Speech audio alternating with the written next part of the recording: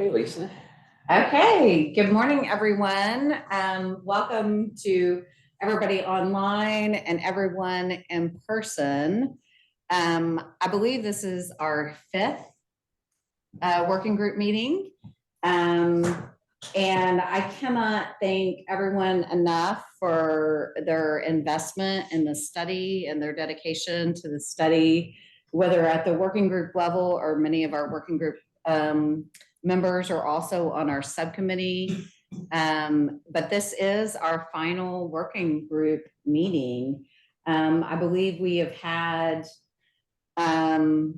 over 20 subcommittee meetings between the 3 subcommittee meetings and many other subcommittee meetings. And so the amount of time I would hate to calculate and value for the amount of time that this all volunteer group has done towards this project. And so we just cannot thank you enough now that we're here in the final working group meeting.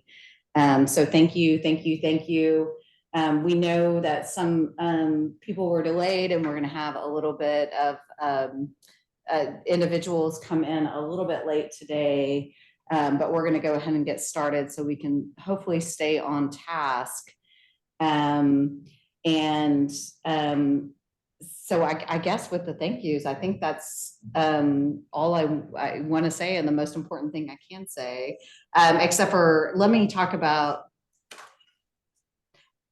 yes, and for the minutes, we have our National Center for State Courts group, Lonnie and Grace, who I should also thank you personally, because we definitely would not be here today without your all your hard work behind the scenes. And for their benefit, since they are taking our minutes today, we're going to go around the room, starting with Ms. Aceveda, introducing ourselves just for purposes of the minutes. Linda Aceveda. Katie Fillmore. Jonathan Bates. Richard Lavella. Harriet Myers. Karen Miller. Brett Busby. Kenan Witten. Michael Massengale. Lisa Hobbs, and then we're going to go online, starting with Judge Holmes. Good morning, I'm Judge Sylvia Holmes.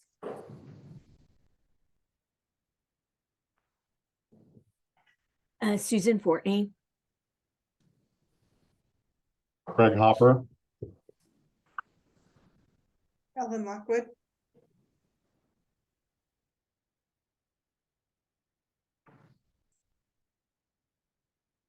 It looks like we have Judge Livingston. And Monica Carturi.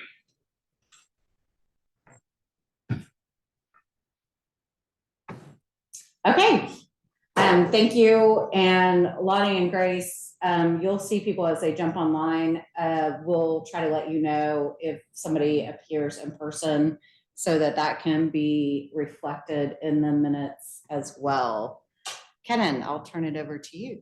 Speaking of minutes, the next item on the agenda is approval of the minutes from our last working group meeting, which was held on September 26th of 2023. The minutes are in the PDF that was distributed containing all of the meeting materials. They begin on page 2 and end on page 7. Does anyone have any suggested edits to those minutes? Hearing none, they're approved. We don't need a vote on that. And they'll be our formal record of the meeting held on September 26, 2023. Perfect. We do have a period of public comments. We have not had anybody register for public comment. So unless somebody raises their hand online, which I assume one of our people can tell us if there are.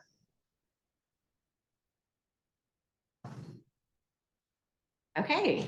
I do see, yes, there's somebody in the attendees list. I think we'll have to bump them up to a panelist in order for them to be able to unmute and speak.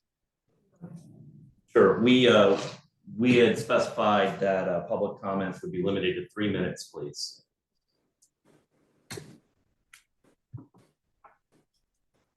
Yeah, Yeah, Mr. Chamberlain, go ahead. Mr. Chamberlain, good to see your name, even though we can't see your face.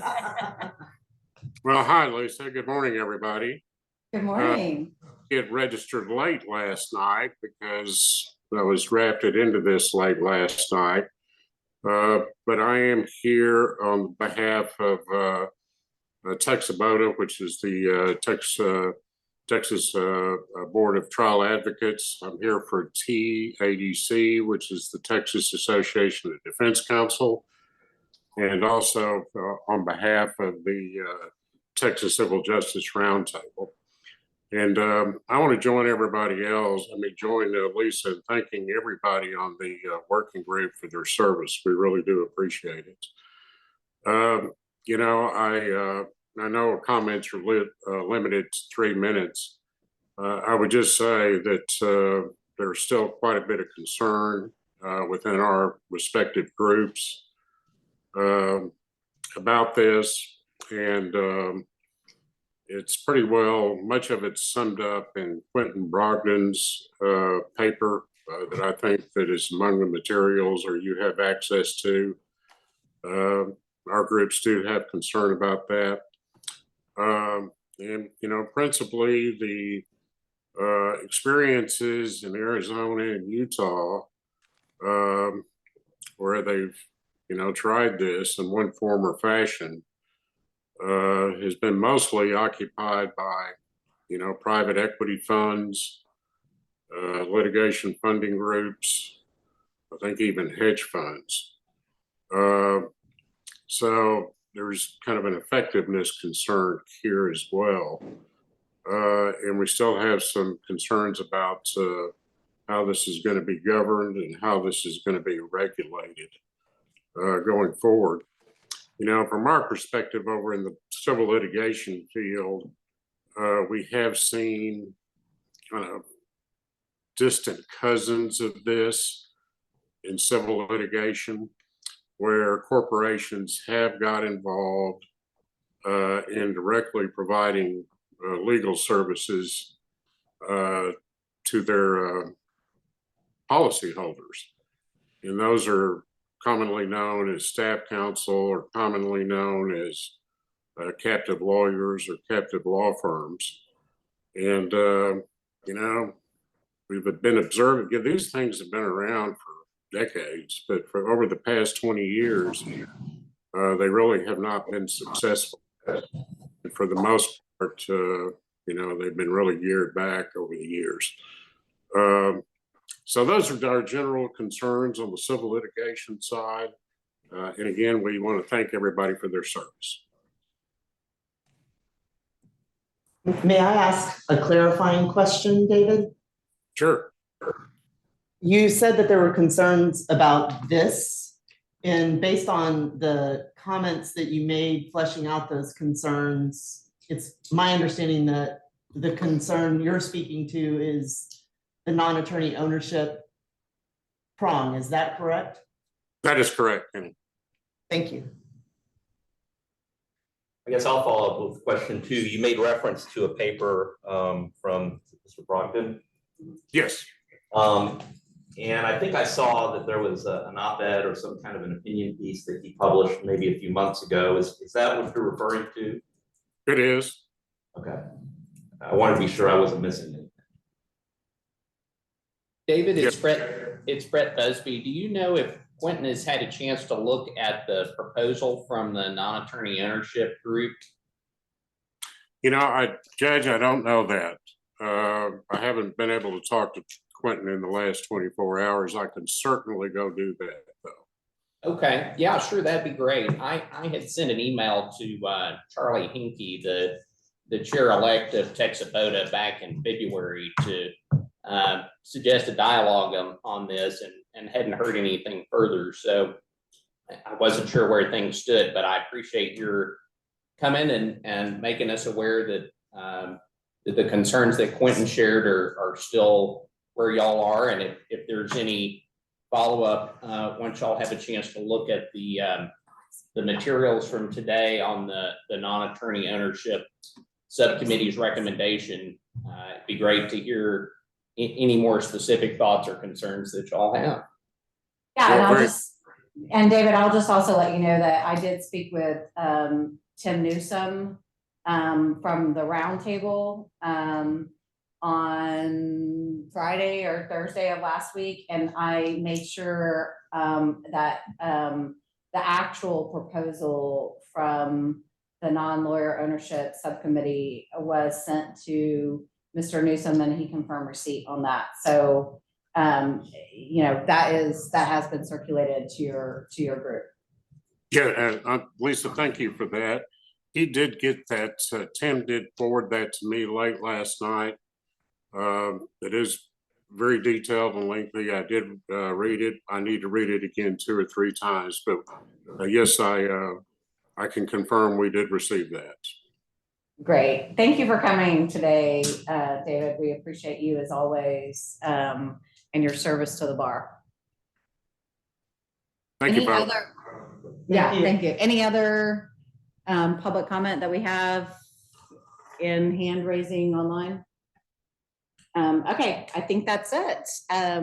Do you have anything to add? Yes, I think we wanted to be sure we also noted, and it will be reflected in any final materials that are passed on out of this working group, but that we have been monitoring the feedback received on the email address that was established. We got a fair amount of email commentary when this project was initially announced, and we've continued to receive feedback over the course of our work. It's my understanding we intend to compile all of that written feedback and make it probably an appendix to the report that is provided to the full commission. In addition to that, we've received, and over the course of the project, we've been talking about some of the more formal public comment we received from representatives of various practice groups, memos from the tax section, immigration section, family bar council, and all of those materials have been attached to the materials that were circulated in advance of this meeting today.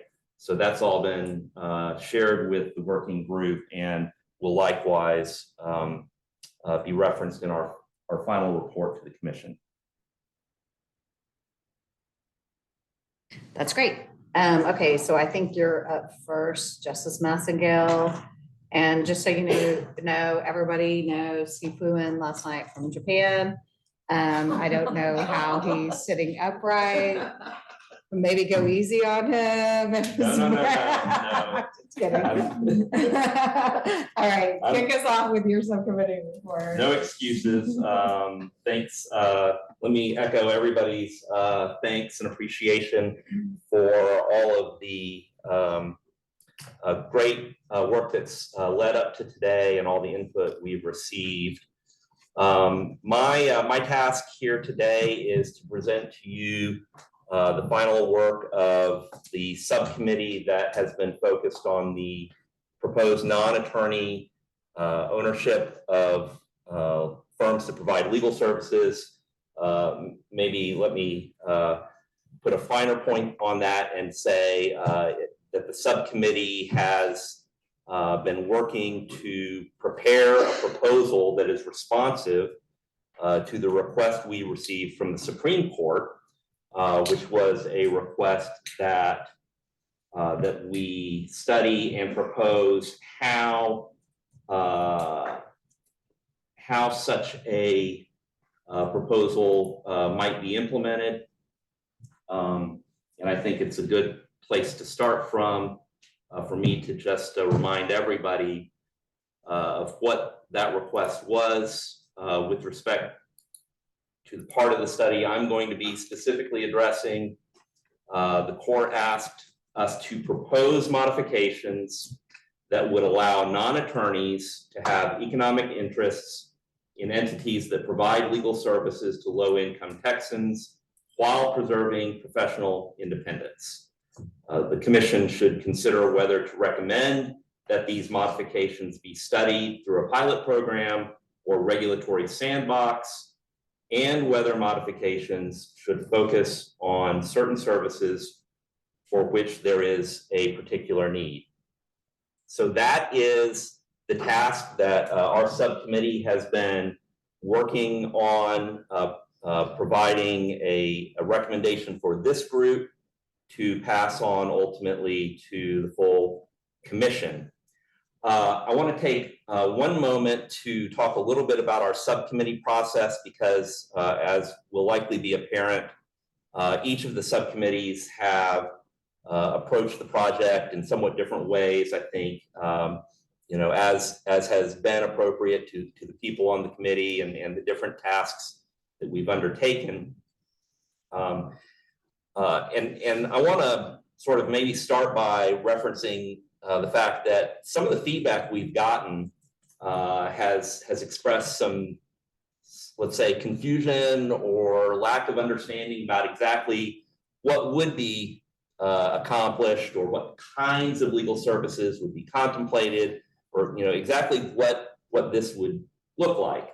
And we started in a similar place with the subcommittee, and so we determined that a way to move our discussions forward would be to just start getting things down on paper, and that would provide us something to start from to have conversations about what we should ultimately propose. And so the work of our subcommittee has worked substantially around an evolving document, the final version of which is the final report that was provided to you. But this working group has seen previous iterations of that document in our interim reports on our progress. And so I suppose what I want to communicate to you is that this has been a work in progress over, I think the first version of the document was circulated in June. So it's been months that this document has been evolving, has been in the hands of the subcommittee, and versions of it have been available to the working group and effectively to the public, to anybody who's been interested to know about our work for a while. And the form and kind of the contents, or at least you know, the answers that we sought, the questions that we sought to answer came from the court's charge. And so we literally started with breaking down the court's charge so that we would know the elements of, you know, what would need to be part of this proposal in order to be responsive to what the court has asked for. And so that's kind of how we worked our meetings, and I think we ultimately had 8 subcommittee meetings. We generally took different parts of what we would be studying and discussed it.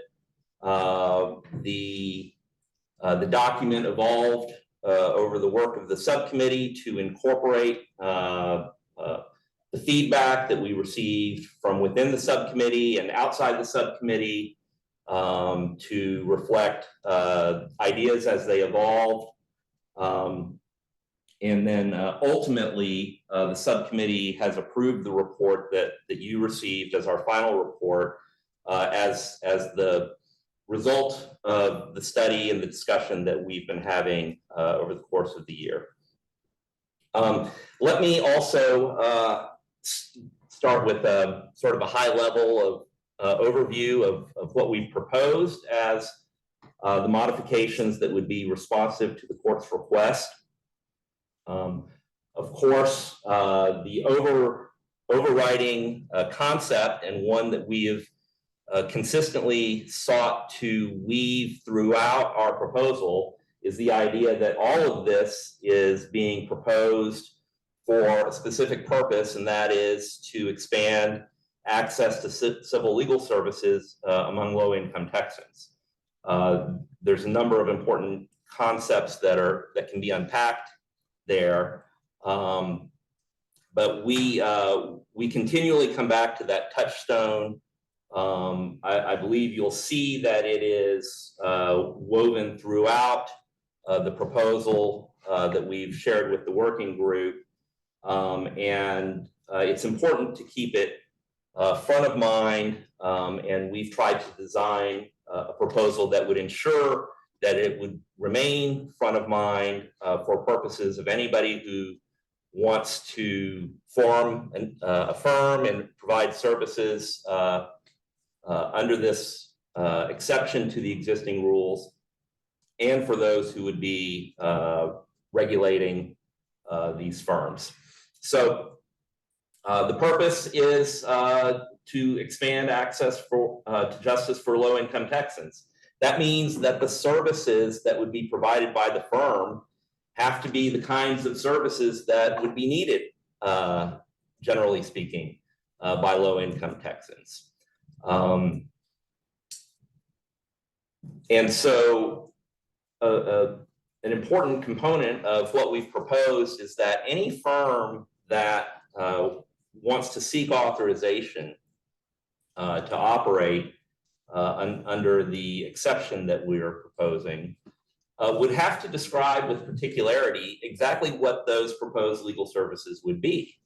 And they'd have to describe how it is, who the intended client population is, and how it is that that population of clients would be served, and how their model is going to increase access to justice. And so that entails having to share information about the funding model, the fee structure, and all of that is part of what we're proposing.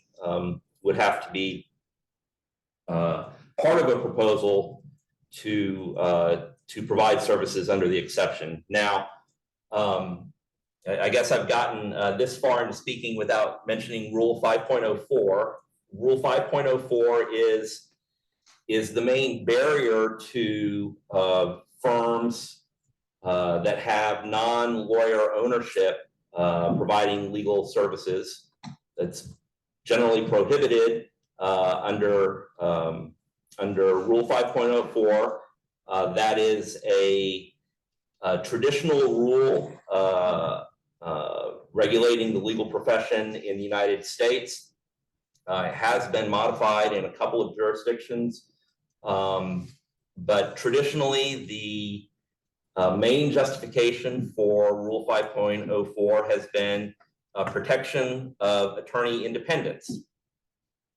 And so appropriately, protection for attorney independence is part of what the court has asked us to pay special attention to as part of our proposal.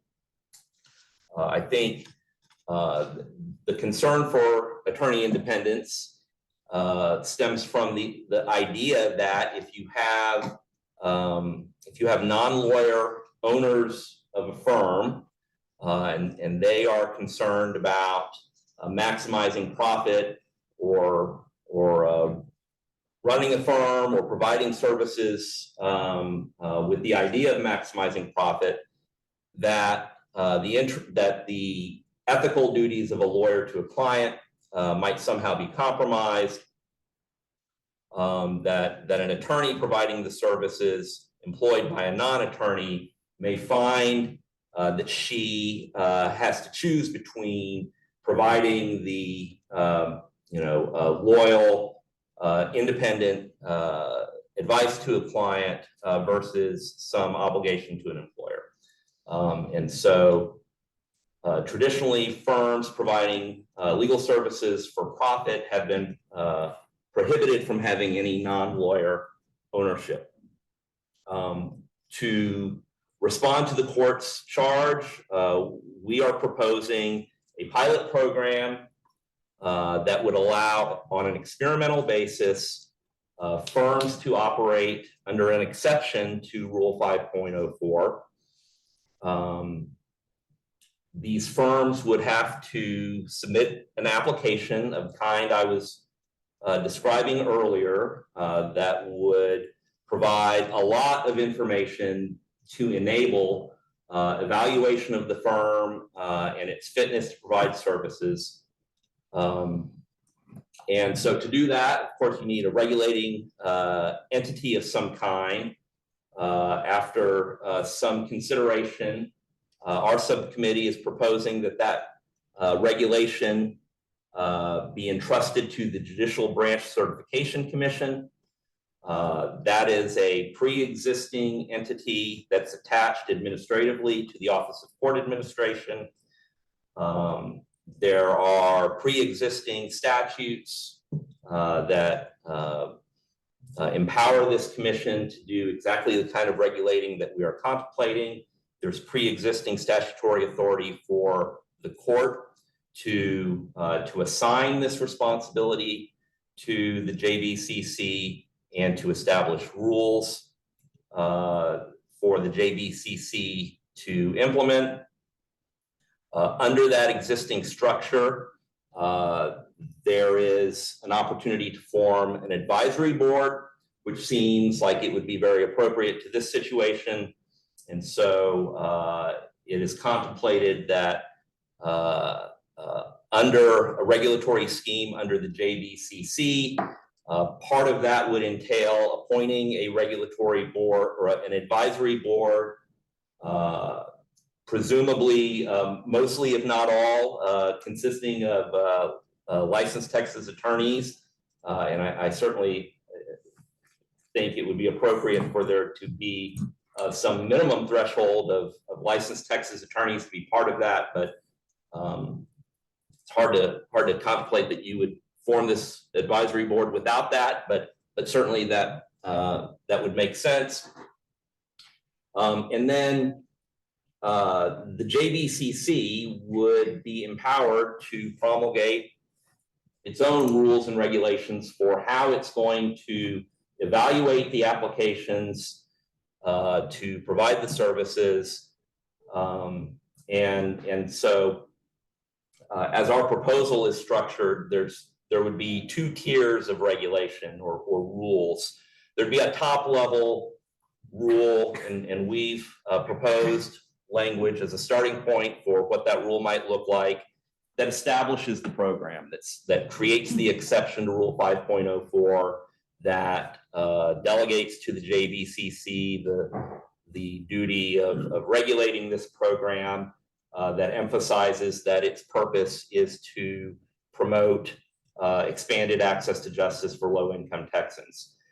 Then there'd be this second tier of rules that would be promulgated by the JBCC as the entity entrusted with overseeing this process, receiving the applications, approving the applications.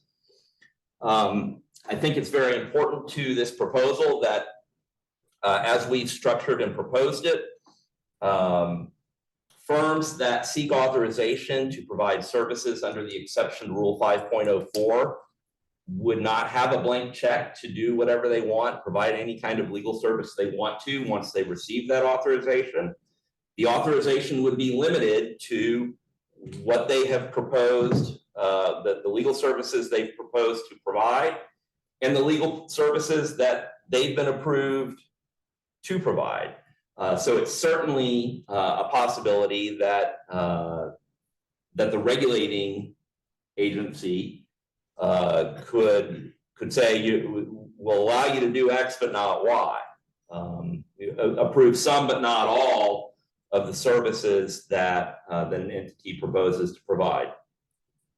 But the outcome of that process would be a certification by the JBCC that the firm has been approved to provide identified legal services. And that approval can contain additional restrictions or conditions as the JBCC may see appropriate, to ensure that these services are going to serve the intended purpose. There's still another level of our proposal, which is that once this approval or certification is given by the JVCC, there still would be a license issued for the practice of law by the entity, and that license would be issued by the court itself. It's important for several reasons, but I want to highlight in particular, it's an additional check as we've proposed it, that would allow the court to essentially ensure over the course of the experiment that it is being implemented in a way that's consistent with what the court's looking for.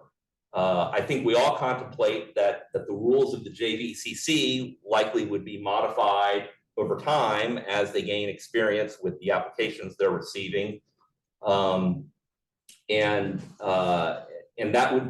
That itself would be under the oversight of the court or subject to the authority of the court. But then the court itself has the opportunity to directly influence the process by saying, we don't want to approve this, maybe need to go back to the drawing board. And additionally, part of our proposal is even after initial approval to provide these services, these firms would have to seek recertification on an annual basis. And so once they're at the stage of reapplying or getting recertification, they would have to come forward with data. Our proposal includes reporting requirements. The firms would be required to collect and report data about their clients and about outcomes. And all of that would be reported to the JVCC to evaluate the effectiveness of these firms and determine whether to continue their approval to provide these services. And I guess the last thing I wanted to emphasize about that is that if over the course of this, the court were ever to get the sense that this is, not accomplishing what was desired, or it's not being implemented in a way that they support, they would effectively have the ability to curtail the program at any time. Of course, it could also be explicitly sunsetted if the court or the JVCC or if that became part of the proposal. You could have a fixed sunset, but it's important to note that the program could be actively regulated over time the way we've proposed it.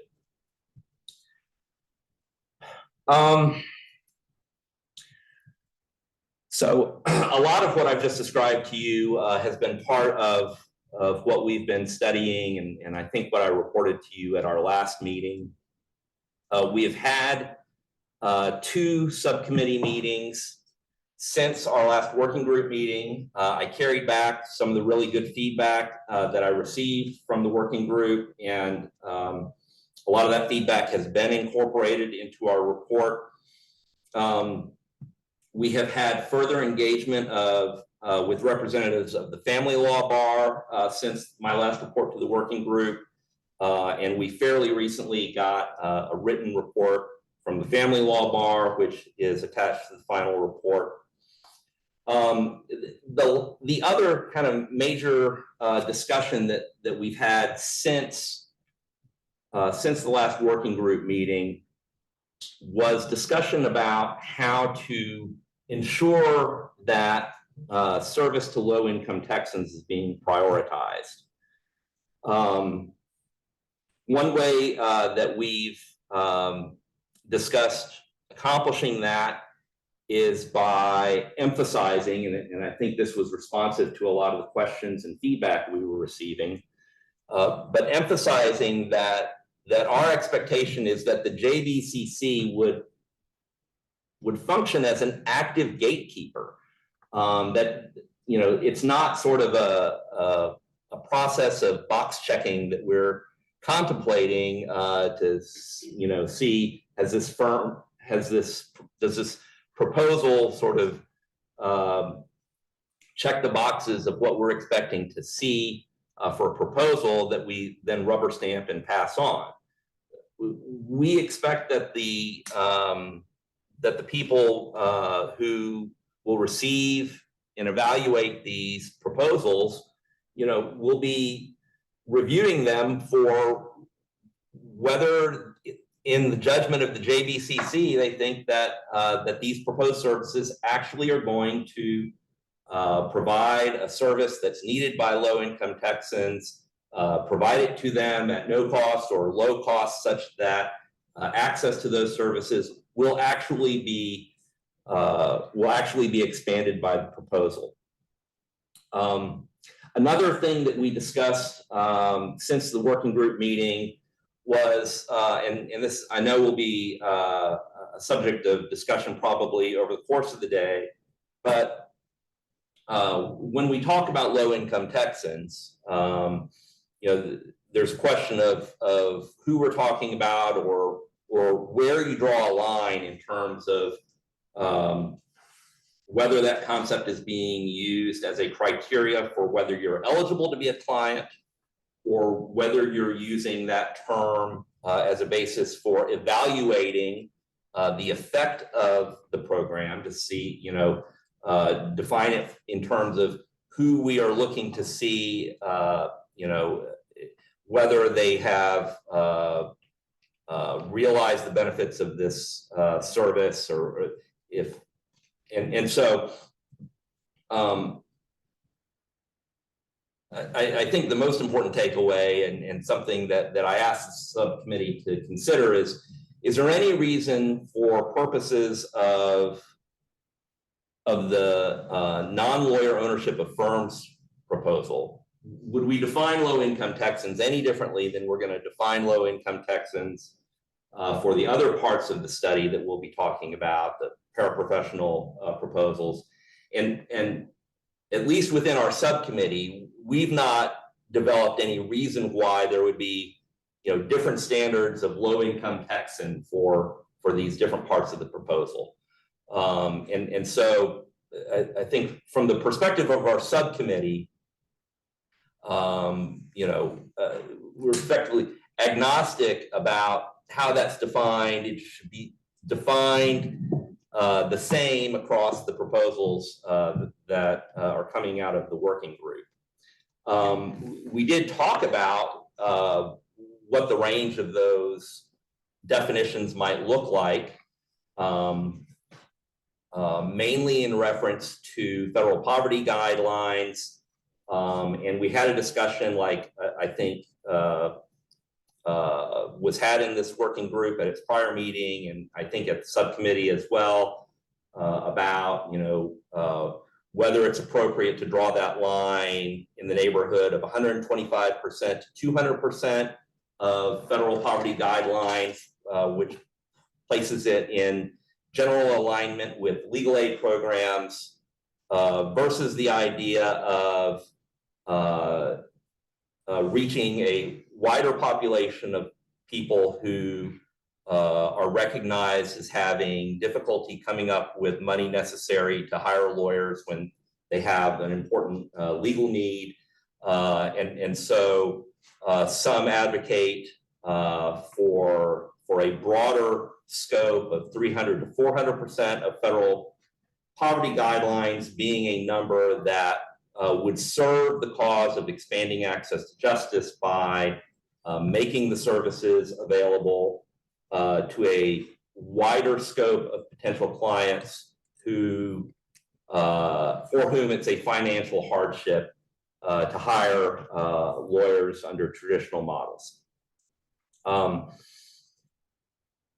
Perhaps more importantly for our discussion today, we also had a conversation about how these concepts should factor into evaluating whether a firm is doing enough, is meeting a minimum threshold of providing service to low-income Texans, such that it would be justified to allow them to operate under exception rule 5.04.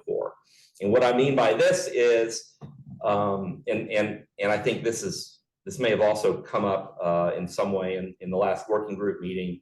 Would it be appropriate to draw a line that says either a fixed percentage of the services must be delivered to somebody who could be classified as a low-income Texan? Would it be appropriate to say all of the services must be provided to a low-income Texan and nobody other than a low-income Texan, or at the other end of the spectrum?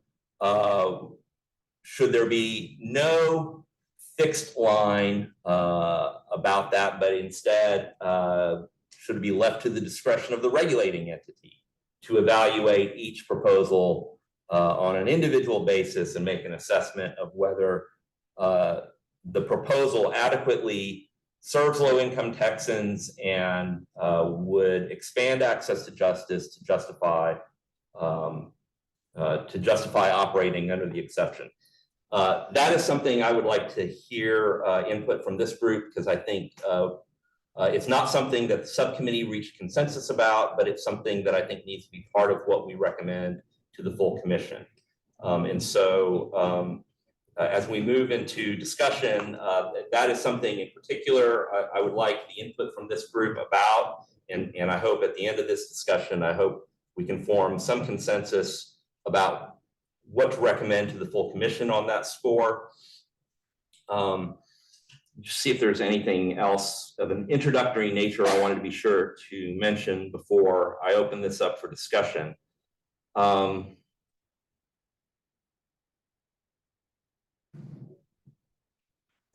think I've covered it. Of course, all of this has been provided to you in writing, so I first of all would be happy to answer any questions anybody has about the work of the subcommittee or what we have proposed, or open up for discussion any aspect of this that any member of the working group would like to discuss. Sure, Linda, please. I had a question. So to try to establish the pilot program or to implement it, you won't have to actually change the disciplinary rule. Is that correct? In other words, the exception would be created by the JBCC in the rule that they propose that would then be approved by the court. Yeah, let me put it in my own words and see if we're on the same page. So we're not proposing we're not proposing that Rule 5.04 be changed at this time, and I don't think that that's necessarily what we were asked to do. What we have proposed is a way for the court to initiate, and there's different nomenclature that's used. In our subcommittee, we weren't able to discern any substantive difference between calling it a pilot program or a regulatory sandbox, just an experimental program. But the concept is that it is an experiment, a pilot program that the court would be initiating for the purpose of seeing what kinds of proposals might come forward and what might come out of that. And I think the idea is then to see what happens, and in the future, perhaps that would lead to a proposal to formally amend Rule 5.04, but that is not what we're proposing now. And I would agree with that, just because if you can stay away from having to go through that process, because you really are trying to figure out how this will work, and you have a mechanism by if it doesn't, you can tank it. If it works out well, you can move forward on it. Plus, you still have that rule in place so that if somebody tries to claim they're operating under exception, if they haven't gone through your process, right, then you could still get tagged. So I think all that's well taken, and I'm not privy to what led to us receiving the charge from the court, but it certainly makes sense to me that in contemplating something like this, it would be helpful to get the benefit of some, some real world experience of what kinds of proposals might come forward, what kinds of benefits and what kinds of problems might be encountered, and that all of that would be beneficial before ultimately making longer term decisions. I think this also, is it's responsive to some of the skeptical commentary that we've received. A number of people have said, we don't have enough information, or we don't really know what it's going to look like. By approaching it in this way, there's an opportunity to build a little bit of a data set where we could, on the back end, see what kinds of proposals came forward, and everybody can evaluate whether we think these were useful or not useful. And because of the data collecting and reporting requirements that we contemplate would be part of this, you'd also be able to evaluate, what kind of impact did this have, and allow that to inform further judgment about whether it should be continued, whether it should be formalized. Thanks. Thank you, Judge Holmes. I was just curious if there was any discussion about what if it goes wrong against a client that they're representing. Attorneys would hopefully all have malpractice insurance, and there's a code of ethics that we're bound to. Other than evaluating them at the end of the year on the annual recertification, if someone takes advantage of a low-income client, what are some repercussions that might exist for that? Sure, thanks for the question. And that's something I probably should have addressed previously. So first of all, it is part of what we've drafted that there would be a reporting process at the JBCC, which already exists for other professions that they're regulating. But through the JBCC, there would be a complaint process and a process where people can make a complaint, and then there's an opportunity for the regulators to address it. And the entity would be required to make that information available to its clients so that they would know how to make a complaint. We do have some experience reported to us from other jurisdictions that there have not been many complaints about these alternative business structures, and to the extent there have been, they've been mostly resolved to the satisfaction of clients and regulators and everybody. But it's certainly important that be there. Let me also say, because I don't think I specifically said it earlier, it's also our contemplation that all of the rules generally applicable to the legal profession in providing legal services would be applicable to these firms as they provide legal services.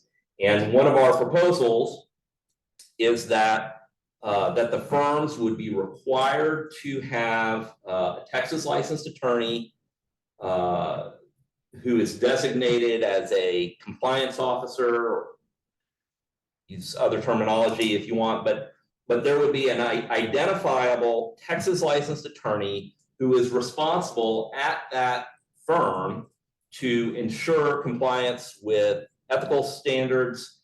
That would be a person who's, a point person internally for making sure that you have appropriate training and protocols within the firm to satisfy ethical rules. That would also be a person identifiable to the outside world, the regulators and anybody else who's interested to have an interface with the firm about that subject. And so when we say that that the ethical rules applying to providing legal services would apply. This also addresses some of the other concerns that we've heard. For example, there's been concern expressed that somebody who's operating a firm like this may want to collect private information about the clients and then use it for some other purpose, try to profit off the information for some other purpose. And that information, that concern was raised fairly early in the process. Well, of course, as attorneys, we have confidentiality obligations. As attorneys, we're not entitled to take the personal information of our clients and profit off it. And in the same way, a non-attorney owned firm that is providing legal services would likewise be prohibited from taking their clients' confidential information and using it to their own advantage. One other thing that was raised, I think in the last working group meeting, and was a very helpful comment, a general concern about potential exploitation of low-income clients, which I think is a valid concern. And so we've built that into the criteria that the JBCC should be watching out for. They should be evaluating firms with an eye towards concern about exploitive practices or services. And in conversation with some of the practice groups, we've been able to identify some areas of specific concern, and those are identified in our report. For example, the tax section has identified some specific types of practices that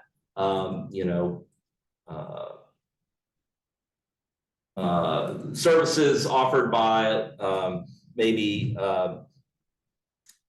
shadier types of firms are services that would justify closer attention.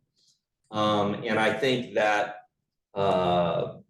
it would be helpful to engage with all practice areas where there may be firms proposing to offer services, to engage with the lawyers who practice in those areas and help the JBCC understand what kinds of services or practices are things to have an eye out for, and if appropriate, refuse to approve because it's simply not not appropriate or not going to expand access to justice. Or as I wasn't able, since I was having to join the last working group meeting by Zoom, so I wasn't able to tie all the comments to a person perfectly well, but somebody put it very well by saying we want to make sure that these firms are not doing more harm than good. And I thought that was an excellent comment, and certainly a good way of thinking about how these proposed services should be evaluated. Hi, Professor Fortney, I see your hand. Sure, and I just wanted to commend that question about consumer protection. And I thought the response was particularly helpful in that it brings home that the pilot program is one where the people that are monitoring these entities will ask the hard questions, and that one size doesn't fit all. So, for example, when this is rolled out, these entities may not have an insurance product that's available, but there may be a determination by the people that are overseeing the pilot program to require something like a certificate of financial responsibility. I mean, those of you remember in Texas when the limited liability partnership structure was rolled out, originally it was insurance, but then the statute was changed to include, I think the language was a certificate of financial responsibility. So as part of the pilot oversight, there may be the determination that these entities put up that kind of certificate in the event of a consumer complaint, because traditional insurance, legal malpractice insurance, likely won't be available. So I think it's that's the advantage of this pilot. Personally, I prefer the language pilot as opposed to sandbox, but thank you. I think again that people are asking the important questions. But I just wanted to add that as to what I saw the value of this pilot approach in particular as it relates to consumer protection.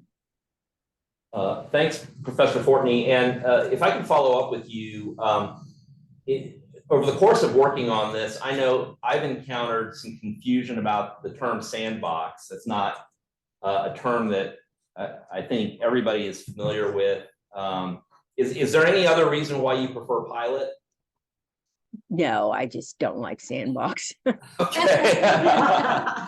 The other thing I wanted to mention, seeing Professor Fortney's hand up, I wanted to mention we really benefited from her expertise on our subcommittee, particularly in the area of protection for attorney independence. And our proposal, it's got kind of a long list of things that could be done. And I think that probably to implement every single item that we have in our report would probably be overkill. But it does provide, I think, a really nice menu of options. And one part that we would not have had but for Professor Fortney's expertise is this element of PMBR, proactive management-based regulation, which is a really, it was a new concept to me, but I thought it was very well suited to implementation with a pilot program like this one. And it would be a good opportunity to try out, an innovative way of trying to ensure attorney independence. We also drew in this part of the report on a lot of work that's been done in the past in the areas of, there's been a lot of study of this in the past, as you can see in the footnotes to this part of the report. But and if anybody has a deeper question about PMBR, I'm going to defer to Professor Fortney. But I thought that was. Thank you. I do have a deeper question about that.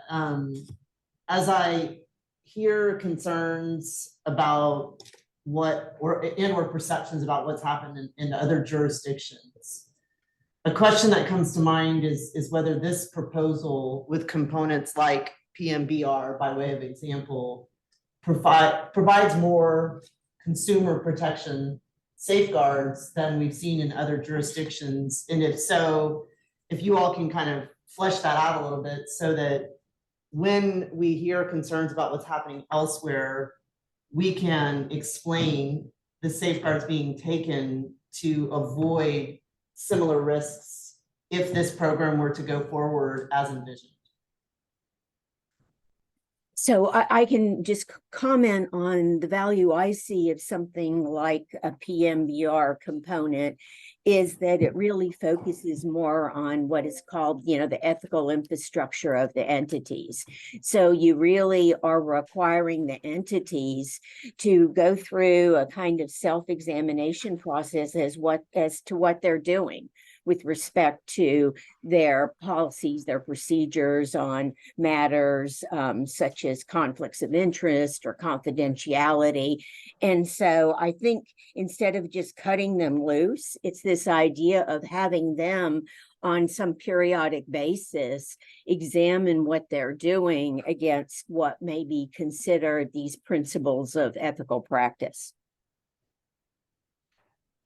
And is there a reporting process that occurs after that examination? Sure. You could just, whomever implements it can make that decision. In Australia, when it was first rolled out, there was a reporting process to the regulator. And then let's say the incorporated practice that had some kind of deficiency, they would work with the regulator to get basically their house in order.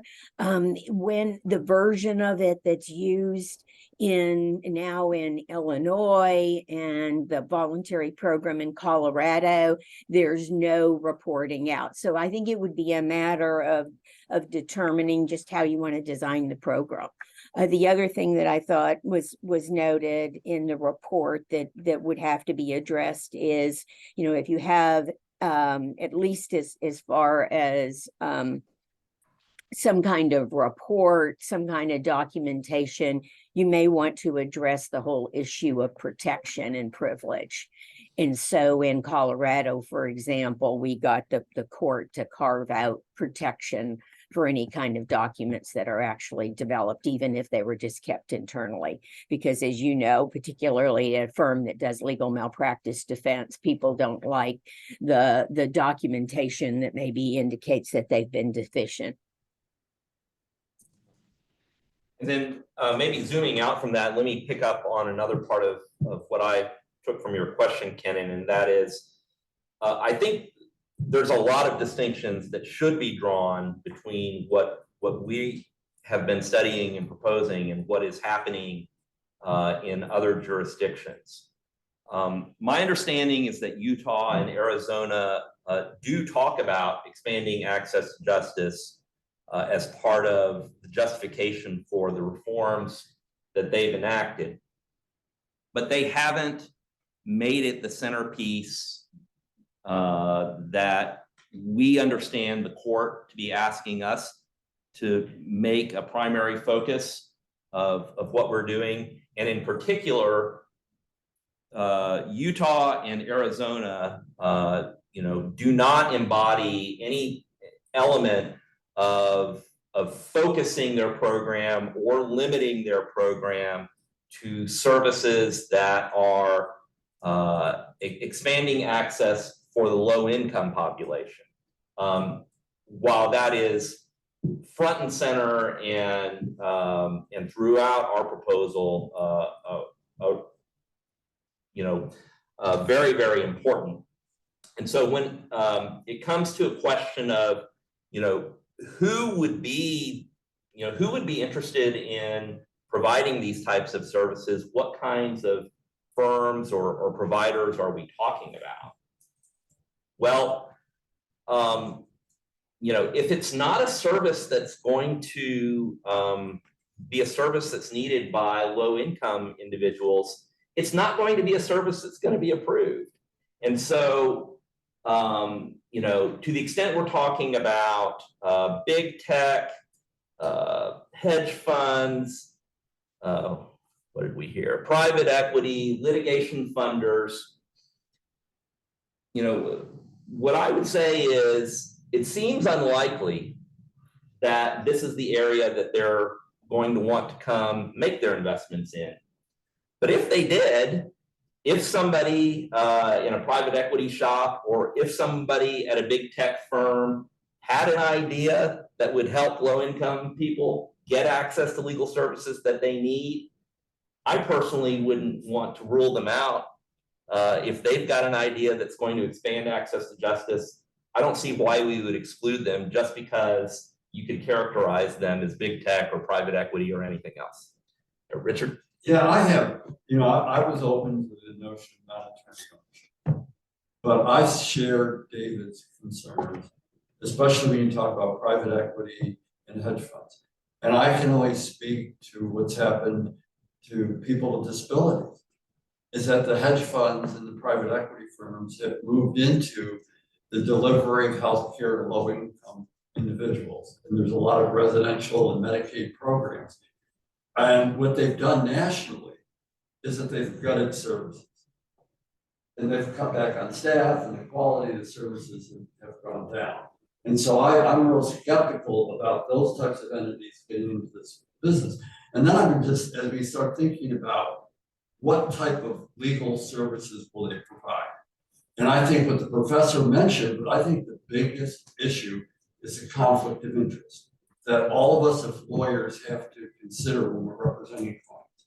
And in our subgroup that deals with, scope of practice, we talk, and I don't do this type of debt collection, housing, and you start thinking, well, if you have one of these private equity firms and they provide legal services and they cover debt collection. We don't know if they're representing or they've invested in creditors or in housing. They may be owning a lot of apartments and residential units. And so I think that how do you make that type of analysis to determine whether or not there's conflict? I'm not worried about the big tech people. I'm worried about the equity firms because their hands are into everything. And then how are we going to be able to identify where the conflicts are in order to prevent that? Yeah. The other comment that I have that's related to this is from the standpoint of legal services. The whole purpose is to expand the delivery of legal services to low-income people. And we, as we all know, the reason why we're here is that we don't have enough funding for legal aid programs. I think that there has to be some restrictions saying that these non-attorney entities cannot compete with legal aid programs for the limited funding that we get. Because I mean, I can see what we're doing is that we're essentially, if we allow them to establish these practices, what we're doing is privatizing delivery of legal services to poor people so that the legal aid programs could be excluded, because you'd have these other entities that would try to draw down from the funding. So I think that if they're truly looking at expanding legal services, they use their money and not, the state or the government or TGF or anyone else. So that last point, Richard, I did bring to the subcommittee your comment previously, and it's in our report now that these firms should not be permitted to seek or accept funding from the Access to Justice Foundation. Are there other ways in which you're concerned about competing? My perspective is, if the idea here is to unlock the potential of innovation, well, the idea is that it ought to be an idea that ultimately funds itself and does not take away from what's already being done. So I think we agreed with that sentiment. Is there something more that?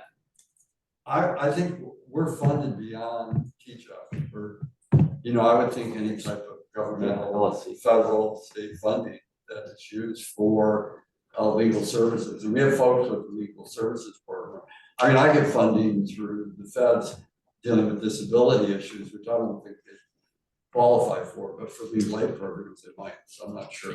Okay, so let me ask you this. My understanding, you're familiar with RASA, the firm in Utah that provides expunction services. Right. We talked about that. Yeah, so if I remember correctly, I do think that RASA has received grants. Now, I don't know where they're getting them from, but they have used funding they've received through grants to help provide their services at no cost or low cost to some of their clients. And I guess the question is, where is it coming from, right? Yeah, I mean, the reality is the money that we're competing for our legal aid programs, the grants. I don't know. Right. That would be interesting to find out. I can see if there's some, we're applying for some funding through Amazon. I have no problem with that. But if you're talking about the normal entities that we apply for grants or from the state bar or the commission or anyone else, I think I'd have problems with that. Well, and I like what you're suggesting, and I wonder if we could expand what we've proposed beyond just the Texas Access to Justice Foundation to capture kind of the more general sources of funding for legal aid. But I don't know that we would want to totally rule out somebody, if there's some foundation somewhere that says, well, we're persuaded this is a great opportunity to help people and we're willing to seed funding to get something started. I don't know that we'd want to rule that out and say, you can't, you can give money to legal aid, but you can't do this. But if you can suggest any better way to describe what we're trying to protect, very open to incorporating that. Let me talk to folks and see. that understand the funding more than Okay. I. I mean, I think maybe Judge Livingston might. I wanted to follow up on one other thing that Richard said.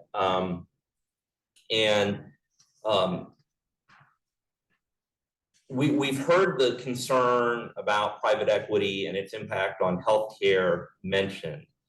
Let me ask you if this distinction makes any sense to you or affects how you think about this. So we have a substantial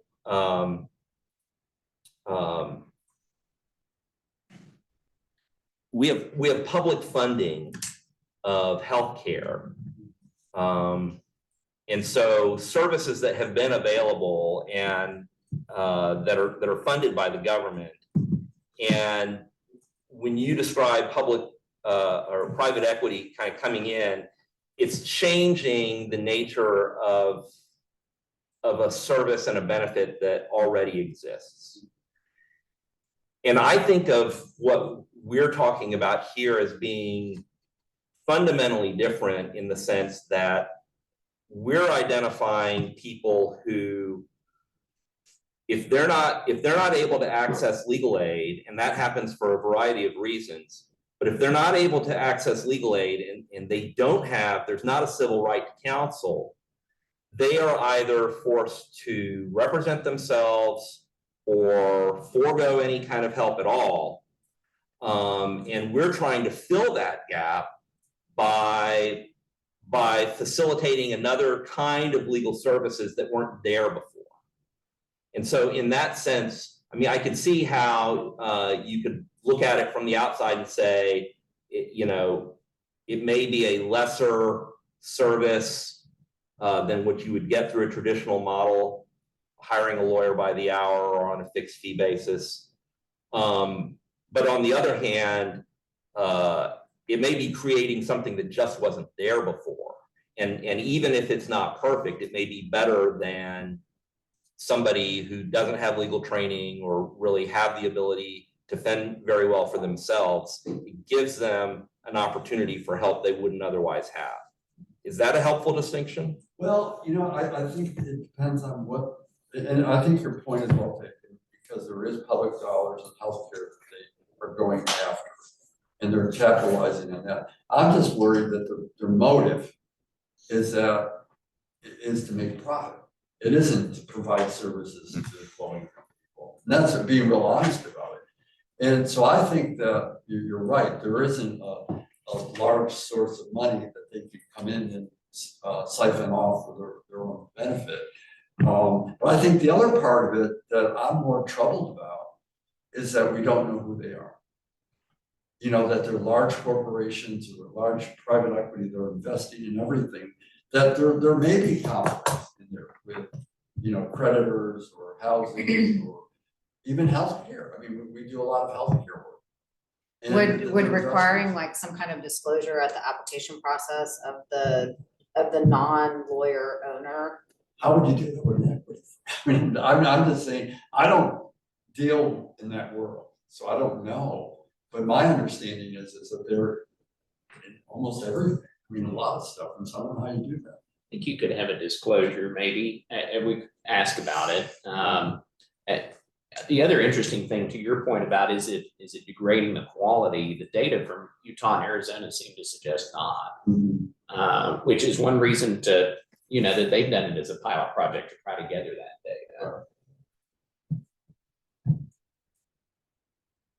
The area when we talk about being required to comply with the Code of Professional Responsibility, and if you have a non-attorney entity that's running a legal services program, and I know you talk about a compliance officer being an attorney, which is a step in the right direction, but at the same time, because we talk about utilizing non-attorneys that deliver legal services in our subgroup, and I think it's really critical to have attorney supervision, because you can't, I mean, if you have a private equity group, you can have a non-attorney that runs the program, supervising lawyers or supervising non-lawyers, and I think it needs to be real clear, just under the code of professional responsibility. When you have non-lawyers that are working on cases, paralegals or whatever, they gotta be supervised by a lawyer. Because the reality is, from when you have a grievance or a complaint, we want to be able to file against the lawyer.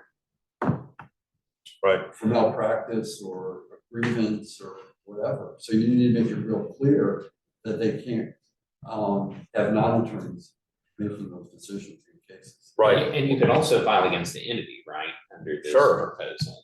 Yeah. As well, but I think With that's the a great bar. point. Yeah. Yeah, well, I mean, the proposal is that, you know, these entities would effectively become members of the bar because they're being licensed to practice law. And so that would require some work with the bar to implement for sure. But I don't think our proposal contemplates any departure from existing rules about who may or may not provide legal services. It's really more about who owns the firm. So if you know, the legal services still have to be provided by a lawyer to the extent, you know, there's a person serving client, or, you know, conceivably one of the paraprofessionals under the parameters of the paraprofessional proposal.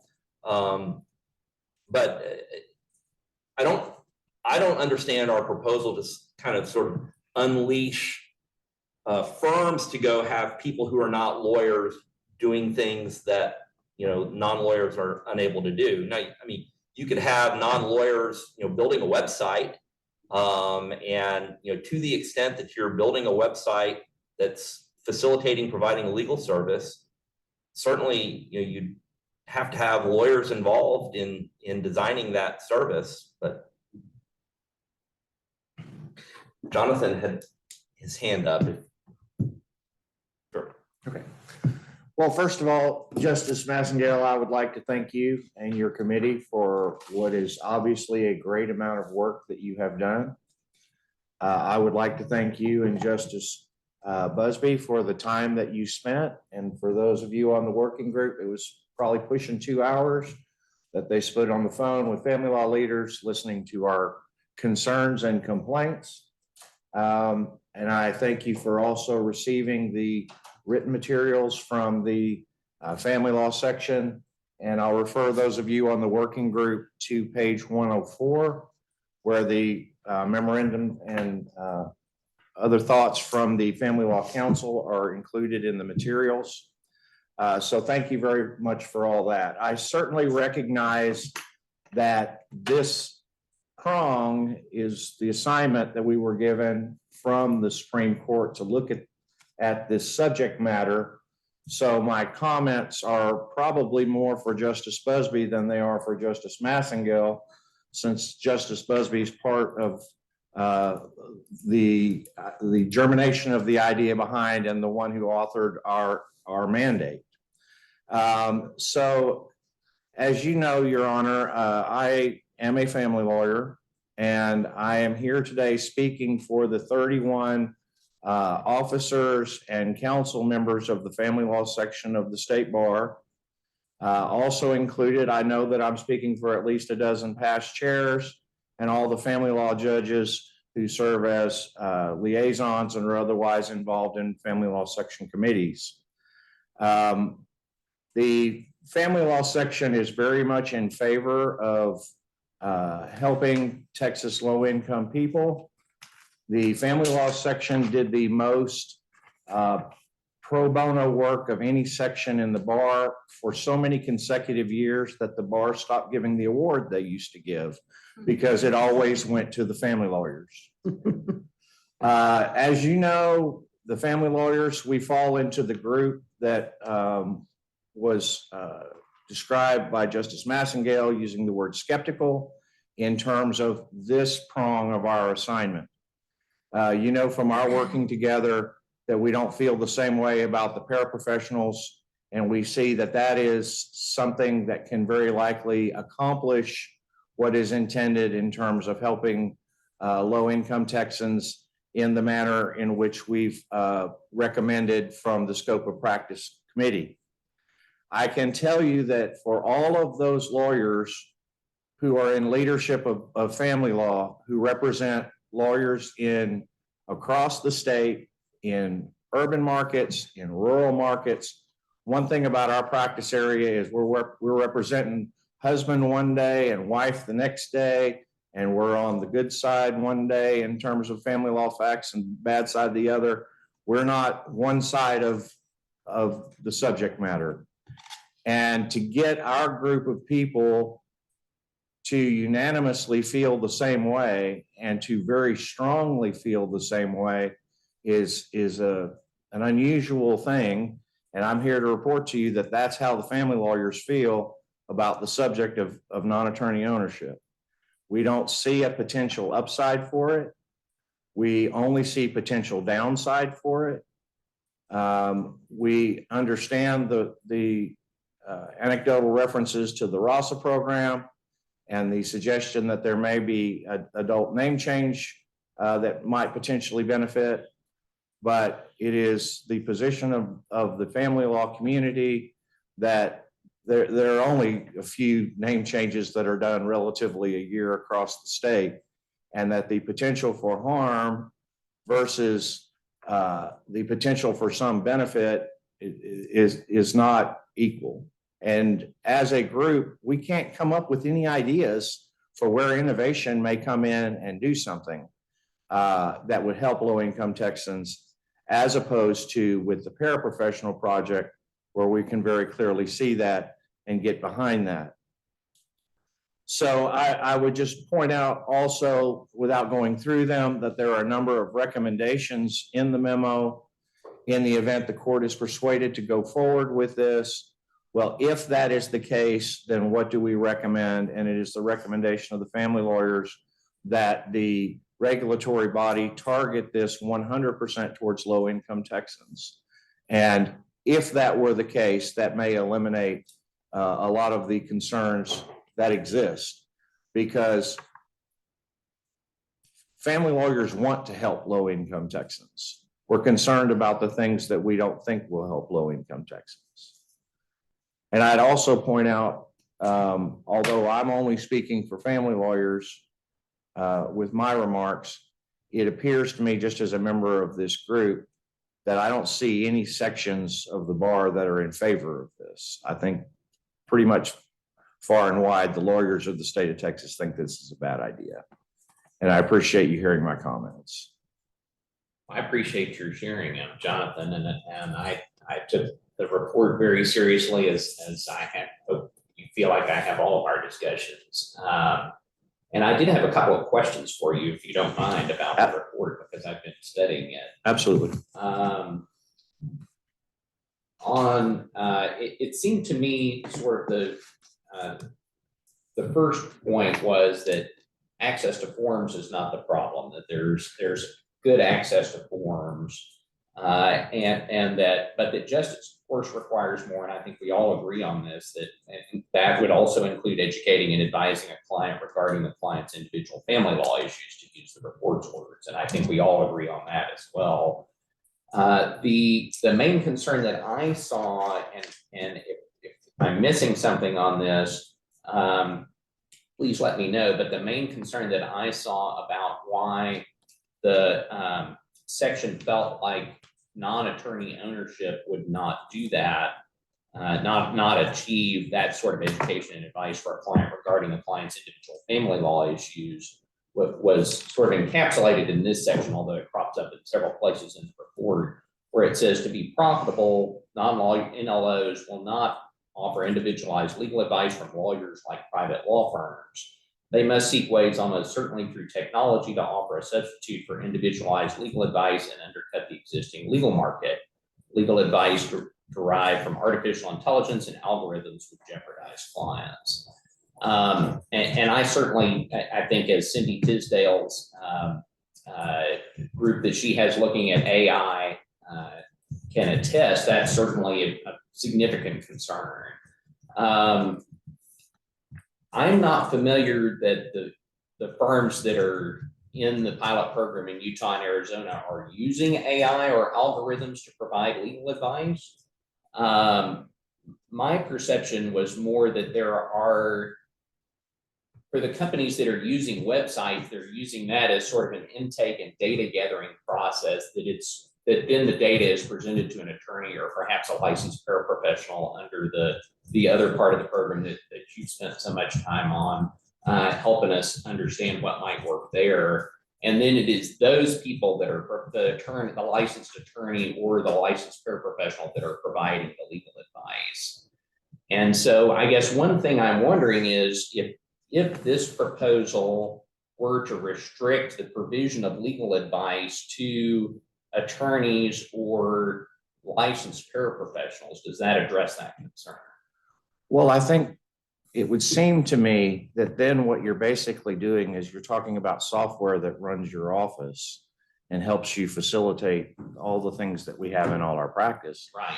And I don't think that's any different than what we all have now, or that many law firms use now. And I don't think that that's something that's really under what this program would be talking about in terms of having a non-lawyer ownership of the law firm. Well, my understanding is that some of the development of that software and that sort of thing is sometimes paid for by non-lawyers. Like, I mean, in the Utah example, it's LegalZoom and Rocket Lawyer that are doing the website development. And because of the way Rule 5.04 is written, even though the legal advice would be provided by, I mean, we could put whatever we think would be helpful in the proposal, but my understanding of the way the proposal works there is that the legal advice is actually provided by a lawyer or a licensed paraprofessional, not by AI. And certainly we could say that, but I think the reason that the non-lawyer ownership piece comes in is that it's the company, that the corporation, which is, we're talking about whether to license them as a lawyer, but currently they're not. And so if they're the ones that are paying to develop the website and also paying the lawyer, sort of passing through part of the fee that they charge to the lawyer in exchange for the legal advice that the lawyer is giving, that would be considered to run afoul of existing interpretations of 5.04.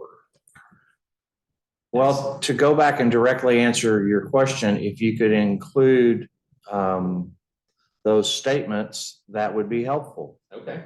The fundamental problem that I've had going back to the first day that I heard about this project is that I don't understand where there are business dollars that are sitting on the sideline that aren't coming into play right now because they're somehow prohibited from doing that.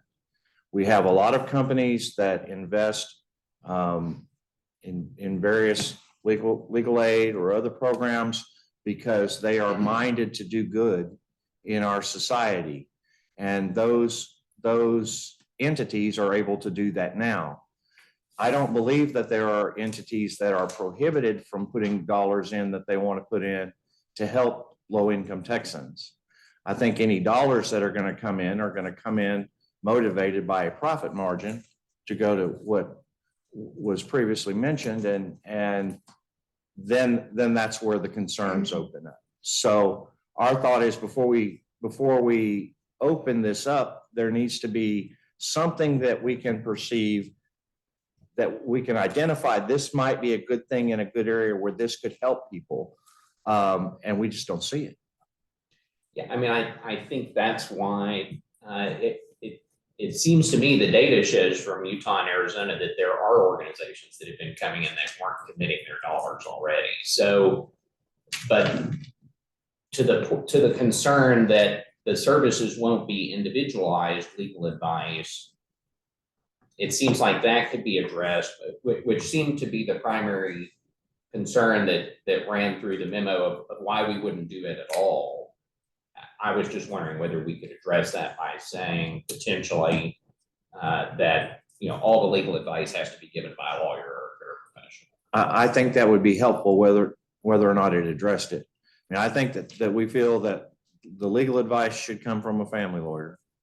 And there are other kinds of information that can come from a paraprofessional in the way that we've crafted. Right, And that's where people should get their information from. right. Okay, that's helpful. I appreciate that. The other, several of the recommendations in here I thought were useful, and I heard Justice Massengale acknowledge several of them as we went. So maybe it's a matter of putting them clearly in the report if that's what the will of the working group is, in terms of a comprehensive regulatory system, for example, where a majority of the governing body are lawyers. We already have heard about that. We just talked about the legal services being provided by a licensed attorney or paralegal, the application of ethical standards, prohibitions on distributing client information, guidelines for advertising that would apply by virtue of trust fund management, those sorts of things that would apply by virtue of all of the ethical rules that would apply to attorneys also applying. But it's helpful. I think it might be helpful to the extent the group agrees with those, and I think they all seem sensible to me and to follow from what's been said, although they aren't all explicitly in the report now. But it might be helpful to include those expressly so that they're in there, and then the court can make a judgment about, and I'm certainly not speaking for the court or for where I'm gonna finally end up on all of this once we have the benefit of this group's work and the commission's work, but it might be helpful to have those in there for purposes of further discussion. And I certainly agree. And part of that was the timeline. Sure. Because we had our conversation, you asked us for a work product, then that went to be approved by the council and be modified. And then a number of the things, as you mentioned, Justice Massengale has already commented on today in his remarks. So I have certainly observed that. The one thing that it sounds like there may not be agreement on, so there's the whether we do this at all or not question. And I certainly respect everybody's views on that, and that'll be something the court will ultimately have to decide. But if for the proposal of if we do this, one of the areas that there does seem to still be some disagreement on is how many of the people served have to qualify as low income. And so I suppose that could be something that would just be said, the different views on that could be set out in the report, and then the commission and the court could make a decision on that. Yeah, and I see Harriet's got her hand up. Let me just say on that was kind of where I was planning to sort of finish, and I was hoping to elicit some conversation within this group to see whether there's consensus or not, but certainly that would be one way of resolving it. Harriet, may I just add one last thing, Harriet, and then I'm finished? Of course. The one model that was brought to my attention recently that may also help address part of the concern about being sure that how the profit motive comes in and who's actually owning what and who's providing the services is the example of dental support organizations, which is I think it's chapter 73 of the Business and Commerce Code, where you have these non-dentist owned organizations that are doing a lot of the sort of the administrative work, as you said, to use your word, which includes in the way that these are set up, advertising and website running and flow of funds back and forth. They're not practicing dentistry. The dentists and the hygienists are practicing dentistry, but this is a structure that the legislature has come up with to do. Obviously, it doesn't involve providing services to low-income people specifically, but it does provide at least one model to consider for how you might sort of separate these tasks and what can be owned by a non-professional and what has to be owned by a professional. So I just throw that out there for people to consider, and that might be something that the report could mention to the JBCC as something for them to consider in a way in terms of how this might be organized. That's it for me, Harriet. Well, it won't surprise you that when I hear the word commission, not the JBCC, but the Commission for Access to Justice, my ears perk up. And I did want to call attention to the paragraph, and I think maybe as usual, the co-chairs are way ahead of me, but on page 9 of the materials, right above introduction, there is a last paragraph that I wanted to call attention to.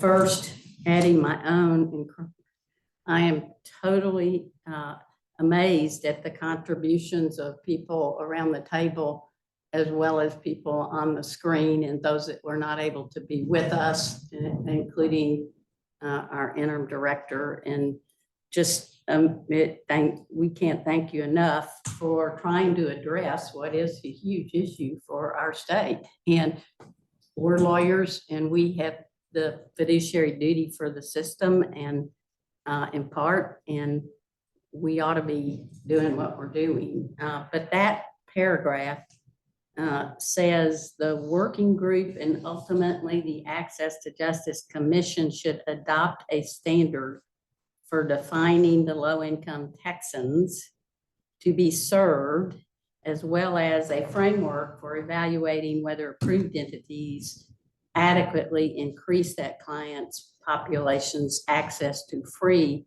or affordable legal services. And I've always been, since the last few months, concerned about the last few words in that paragraph. And I gather we're right to the point Justice Massengale was saying we're about to get into this. So, but the low-income people that aren't being served by the legal services programs, and I know it hurts their hearts every day they go home because I've talked to them.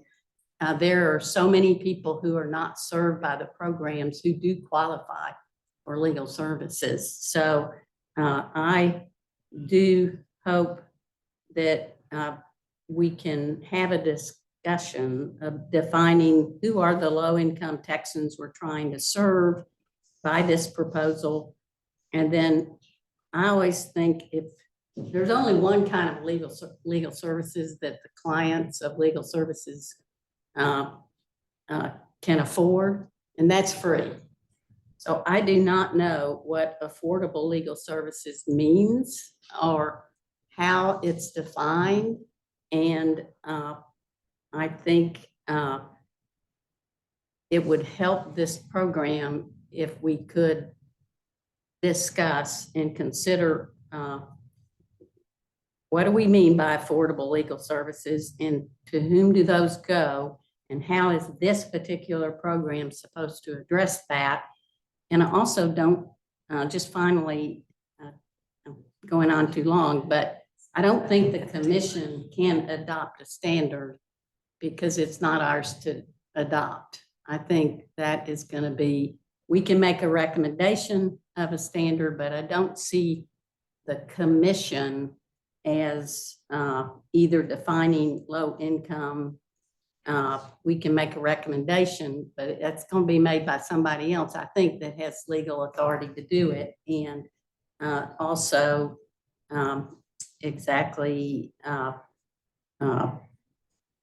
what is the framework for evaluating whether approved entities adequately increase that client's population.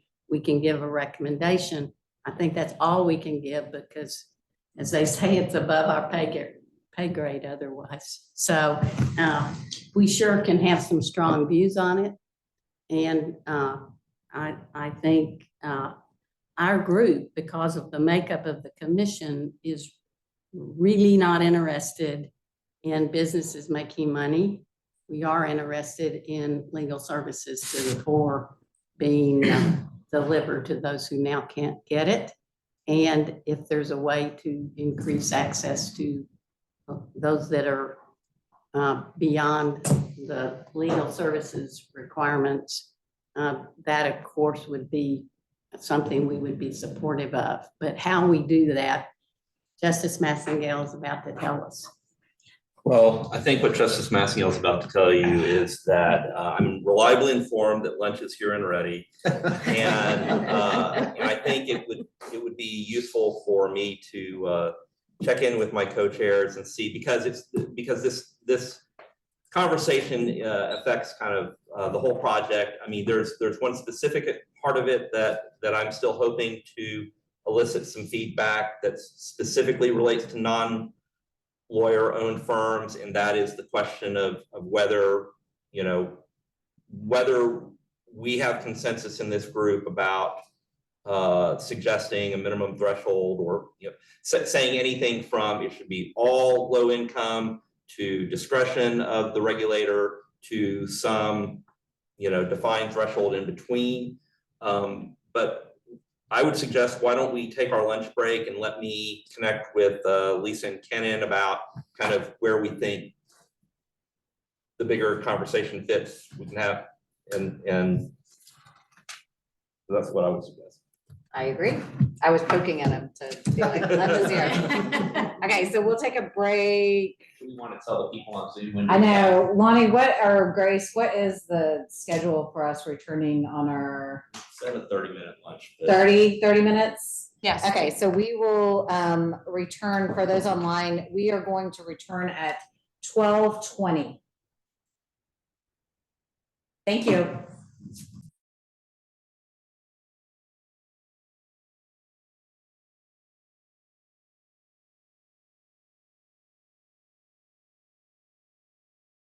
Word.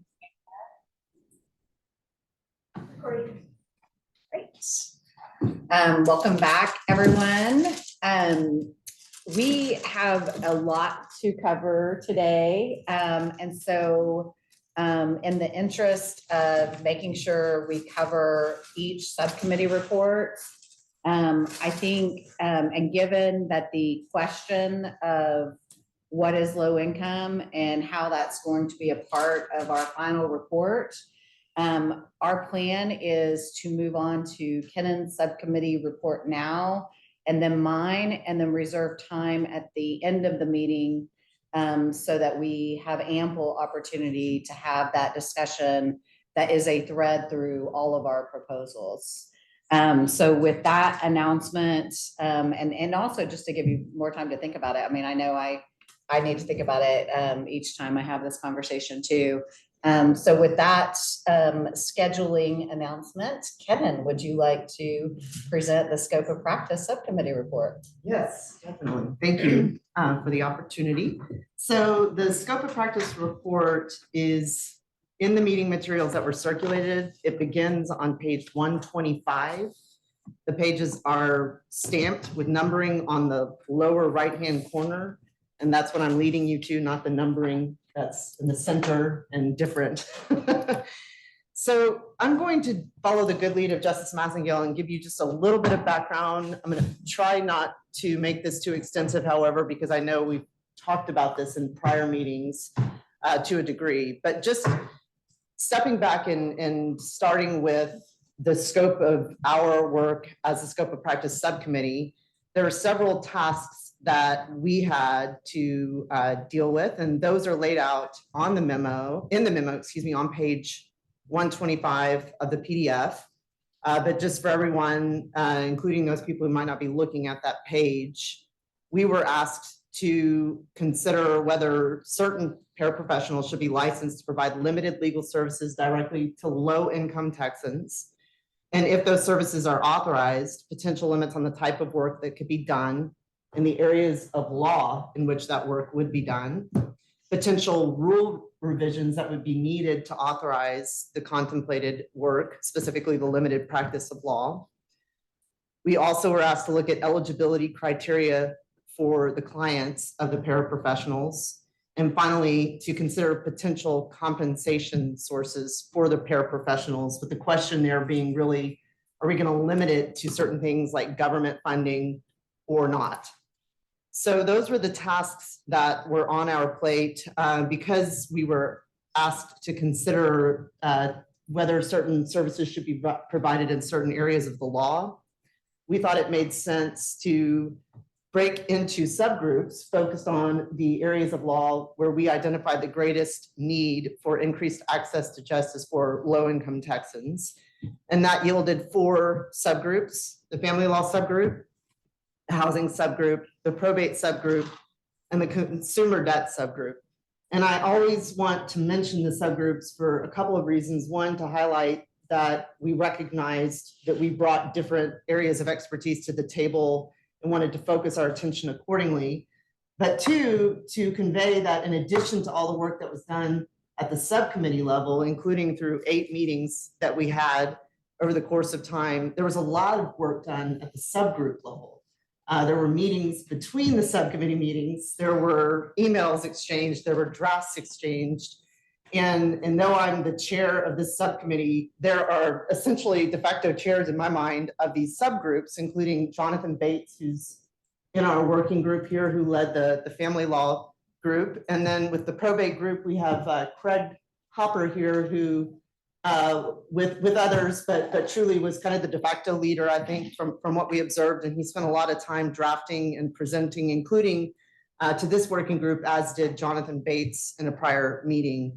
And I just don't want to walk away with anyone thinking that there's any one leader, because there were multiple leaders in our subcommittee that carried out this work. For the consumer debt subgroup, we brought in 2 people who are not on the working group, but who had particular expertise in consumer debt. It's John Grieger and Paige Hoyt. So they're not here with us today, but we have among us people who have expertise in the consumer debt area of law, so that might come in handy. And then finally, with our housing subgroup, we had people from different sides of the issue, if you will, with eviction. And I'm not trying to be opaque there, but we had people who kind of come with the landlord viewpoint in mind, and people who come more with the tenant viewpoint in mind. And that was very intentional, so that we would have a balanced conversation about how to proceed, particularly in the area of housing issues and evictions specifically.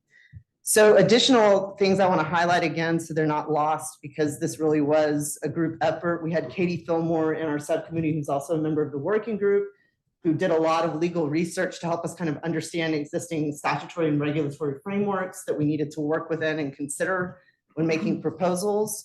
And then we also have somebody who's not on our working group, but was very active at the subcommittee level, Professor Sean Slack, who leads the paralegal program at Austin Community College. And he dug into the community justice worker program component of what we were considering. And as a reminder, we as a working group had a presentation in our first meeting about the community justice worker program that's been implemented in Alaska, under which you have legal services supervising individuals who are either volunteers or employees of legal services there in Alaska. And there are particular areas of the law where they have a waiver on our VPL or that supervision to help people throughout Alaska. And with their model, because they can train, including remotely, they have people in rural parts of the state able to help individuals throughout the state, even if you don't have a legal aid office, for example, in a particular area of the state. So Sean Slack took the lead in sort of digging into what that community justice worker program is about in Alaska and thinking about whether that could be implemented here in Texas. Part of what he did was speak with nonprofits in Texas to ask them whether this might be helpful, to ask whether there was a need. The long story short is that he did identify a need through these nonprofits and interest. They had some concerns you might expect, like what would the legal malpractice coverage be? Would we need that? How would we build them into our system? But the bottom line and takeaway point is that I think there's interest among nonprofits in exploring this community justice worker model. And I don't want to speak for 2 of our working group members, but I will say that in hearing from Richard Lavallo and Karen Miller, I sense that they also see space for increased access to justice through implementation of a community justice worker model in Texas. And we'll go through this in more detail when we look at the actual proposals, but I think what we're seeing in the proposal is that the community justice worker model as envisioned for Texas wouldn't be the sole thing at all, as it is in Alaska, but instead would be a component of what we're proposing in terms of paraprofessional provision of limited legal services to low-income Texans. In terms of our process, just so everybody's aware, the subgroups prepared recommendations, and you all know that because you've considered them in prior meetings. They were appended to prior memos submitted to this working group. We had written recommendations from each of the 4 subgroups. You all had the recommendations from the family subgroup and the probate subgroup earliest. We talked about those at 2 separate meetings. At the last meeting, you all authorized via vote us to go forward with drafting rule proposals reflective of the subgroup recommendations. At the last meeting, we also discussed quite a bit the consumer debt recommendations as well as the housing subgroup recommendations. And in the memo that I prepared for you all today, I kind of went over at a high level what we talked about, which is, should we have a broader authorization for the paraprofessionals providing limited legal services in justice court proceedings specifically, considering, for example, the fact that you have a de novo appeal from justice court proceedings to county court. So you don't have that same binding, if you will, that happens in some of the other lower court proceedings where you're stuck with a record there and you have to live with it as you move through the court system in Texas. And so this working group, the people who participated in that conversation, thought about whether with our unique system here in Texas, with the justice courts, we ought to be a little bit more broad in terms of the subject matters that the paraprofessionals can work on in the provision of direct legal services. With all of the feedback in mind from the subgroups, from this working group, from the subcommittee, attempted to capture it all in rule proposals. There are 2 separate rule proposals for your consideration today. One is a new scope of practice rule. The other set of proposals, if you will, are proposed amendments to existing justice court rules, which reside in the Texas Rules of Civil Procedure in the 500 series. So if I failed along the way, that's on me. That is not on the subcommittee. It was an effort to be a scrivener to capture the diverse views along the way. And in the memo, I've highlighted a few areas where I just want to elevate them for your attention because I think they warrant that. And I think there are some decision points that are revealed through them. So first and foremost, we don't know yet where this new scope of practice rule would reside. That's not something the subcommittee opined on. That's something we're leaving in the good hands of the Supreme Court of Texas.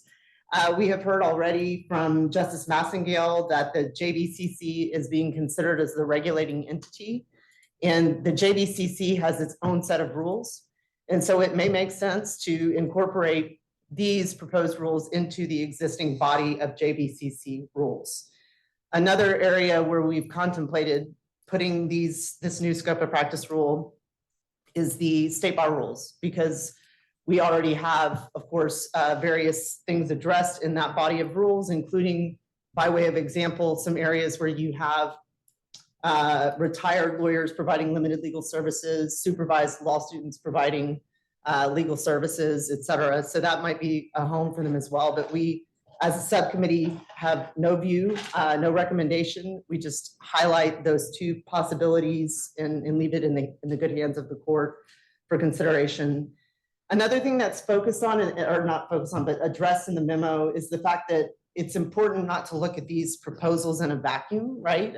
We know that there's a complex existing structure of rules, and we know that if the paraprofessionals are authorized to provide limited legal services directly to individuals, that we would need to ensure that the same protections exist there in that space of paraprofessional client relationship that exists for lawyer-client relationship. A perfect example of that is we know in the rules of evidence, we have a privilege for communications between lawyer and client and some other lawyer representatives. But if we have the paraprofessional providing limited legal services without attorney supervision, the rules as written don't expressly provide a privilege. So we wanted to highlight that we have focused on the tasks at hand and carried them out, but we understand that there's a broader context within which these rules would be placed. And we don't want to suggest that we think we have checked every single box that needs to be checked if ultimately the court goes forward with the paraprofessional program. In the memo, you'll see that what ultimately happened at the subcommittee level is a voting process. So I took all the feedback and attempted to draft rules, and then got a lot more feedback from the subcommittee in 2 meetings that occurred after the last working group meeting. There was also feedback that I received via email, phone call, etc. And all of that yielded the rule proposals that ultimately went to a vote at the subcommittee level. We voted electronically through a survey method. On page 126 of the PDF, you'll see on the lower part of that page, specifically the bottom half, the votes that were included and also the results. So essentially what we did is we had a vote on the new scope of practice rule, a separate vote on the proposed amendments to the existing justice court rules, and then a third vote on the compensation question that is designed to essentially capture what was in the referral letter from October 2022 from Justice Busby of the Supreme Court of Texas. So the results are included so that you will all have them. Essentially, long story short, is we had a good, healthy majority voting in favor of the proposed new scope of practice rule and in favor of the proposed amendments to existing justice court rules. We did have 2 subcommittee members who voted against the rule proposals, but we had many more, 16 of the voting members who voted for it. And then I did receive, just for the record, supportive comments from others who didn't participate in the vote, from 3 people specifically. So that's how that landed. In terms of the compensation question, the particular question as stated on page 126 of the PDF was whether the subcommittee voting members thought compensation for the contemplated licensed paraprofessionals should be limited to certain sources, such as government or nonprofit funds. There was a parenthetical provided that if you answer no to that question, you support allowing any source of compensation, including direct compensation from clients, for example, with a sliding scale fee structure. As reported in the memo, this was a close vote. There were 9 people who said, I don't think compensation should be limited. There were 7 people who said, I think it should be limited. And so this is an area where I think essentially, long story short, people have more divergent views. And the same is true for the definition of low income for purposes of this particular project. We are, as Lisa said, going to defer until the end, the more robust conversation among us in terms of how you define low income. But because that is something addressed in the memo with some supportive materials, I'll go ahead and point your attention to it. So essentially at our subcommittee level, we as a majority, and I didn't participate in any vote, by the way, as chair, but the majority of the subcommittee voted for the definition that's in the limited scope new scope of practice rule. And that is that low income would mean 200% of the current federal poverty guidelines. So that was the majority vote from our subcommittee. There were, however, several different views expressed along the way. We had 2 people who said this shouldn't be limited to low-income Texans, period, but they understood that the scope of our project is to write rule proposals to provide paraprofessionals to provide limited legal services specifically to low-income Texans. So they wanted their voices heard. I want their voices heard, but they also understood the scope of the project at hand. We had other people who wanted to define low income more broadly at the 300 to 400% level. And I think that it's important to tell you in conjunction with that viewpoint that I did reach out to some people and got some feedback in terms of how low income is defined in various spaces and places, and learned there is not one single definition. That we have some, for example, bar organizations that provide pro bono services to people without any kind of grant funding or government restrictions, and they go all the way up to 400%. We have, of course, the legal services standard of 125% of the federal poverty guidelines. That is something that I think legal aid entities often have to deal with. And Karen Miller, I think the Texas Legal Services Center is often at that 125% of the federal poverty guidelines level. We also, however, with our legal aid entities and Texas Legal Services Center and other nonprofits around town have grant funding with income criteria. And the income criteria can be anything from 125% to nothing. It seems from the input I've received from the legal aid individuals at the subcommittee level that with the legal aid entities, a standard is 200% of the federal poverty guidelines, but of course, sometimes it's going to be lower, sometimes it's going to be higher. So ultimately, we had, before we went into the meeting and I was collecting feedback from people, we had a couple people who were saying, I want 300 to 400% of the federal poverty guidelines. We had several people who were saying it should be the same as legal aid, which of course, when we have kind of a range, it makes it tricky. But ultimately at the subcommittee level, with good leadership in the discussion, the idea was let's make it comparable to the standard at legal aid so that people who are kind of moving between the various providers, the paraprofessionals, the legal aid entities, et cetera, they're going to qualify no matter where they go. So again, we're going to talk about this more later, but I wanted you to know that we had a robust conversation about this and ultimately had a 10-2 vote at the subcommittee level for the 200% of the current federal poverty guidelines definitions that's in the proposed rule.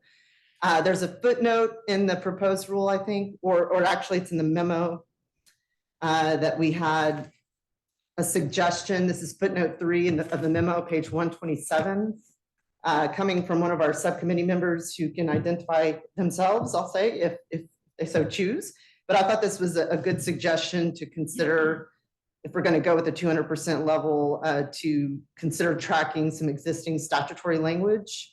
That's again noted in footnote 3 on page 127 of the PDF. The statutory language is to define low income as at or below 200% of the federal poverty guidelines as determined by the United States Department of Health and Human Services. So it's more precise, but still has that 200% level. Some other things to point out before we actually go to the rules. I want to talk a little bit more about what's already allowed in justice court proceedings so that people understand that framework and how it sort of impacted, if you will, what we did at the subcommittee level.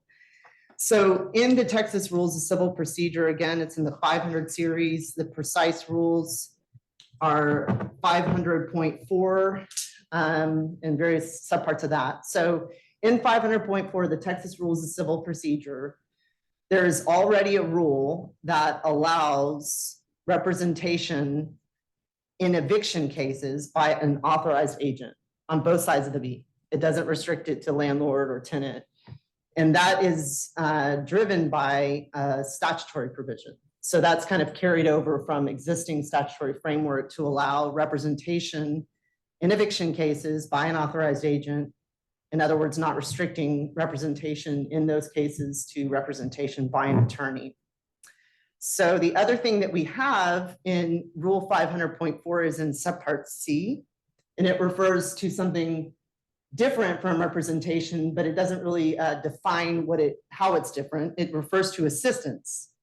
And this existing Rule 500.4C allows assistance in any type of proceeding in justice court cases by a family member or other individual who is not compensated.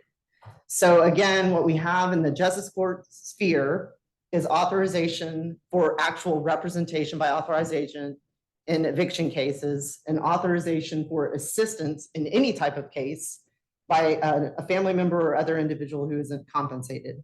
So how did that impact what we did at the subcommittee level?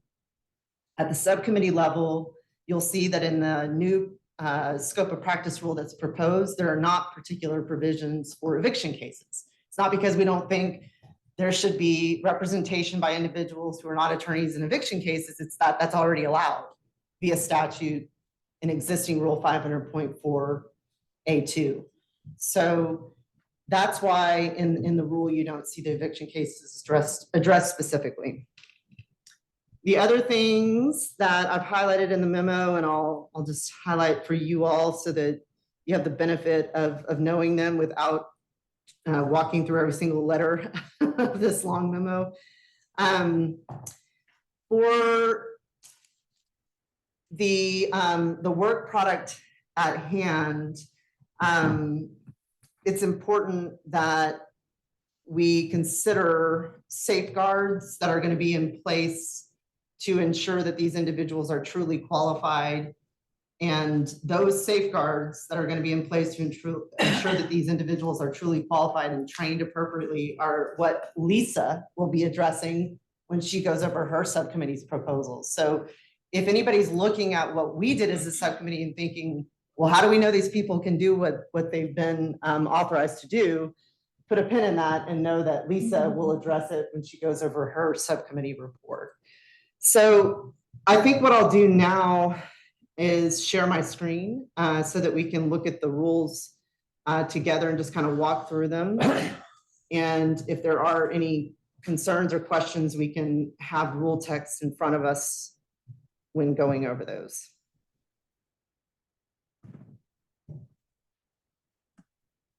Is that big enough?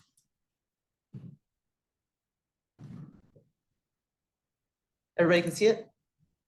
Okay. So just walking you through here, again, as I said, we've got a new proposed scope of practice rule that needs to find a home and proposed amendments to existing justice court rules. So you'll see in subpart A of the rule here, we speak to the paraprofessionals who are going to be licensed by the Supreme Court of Texas to perform limited legal services. So that everyone is aware, there is a statutory provision that states directly that only the court can license people in this space. That's not something that can be delegated. So that's why the Supreme Court of Texas is the licensing entity there.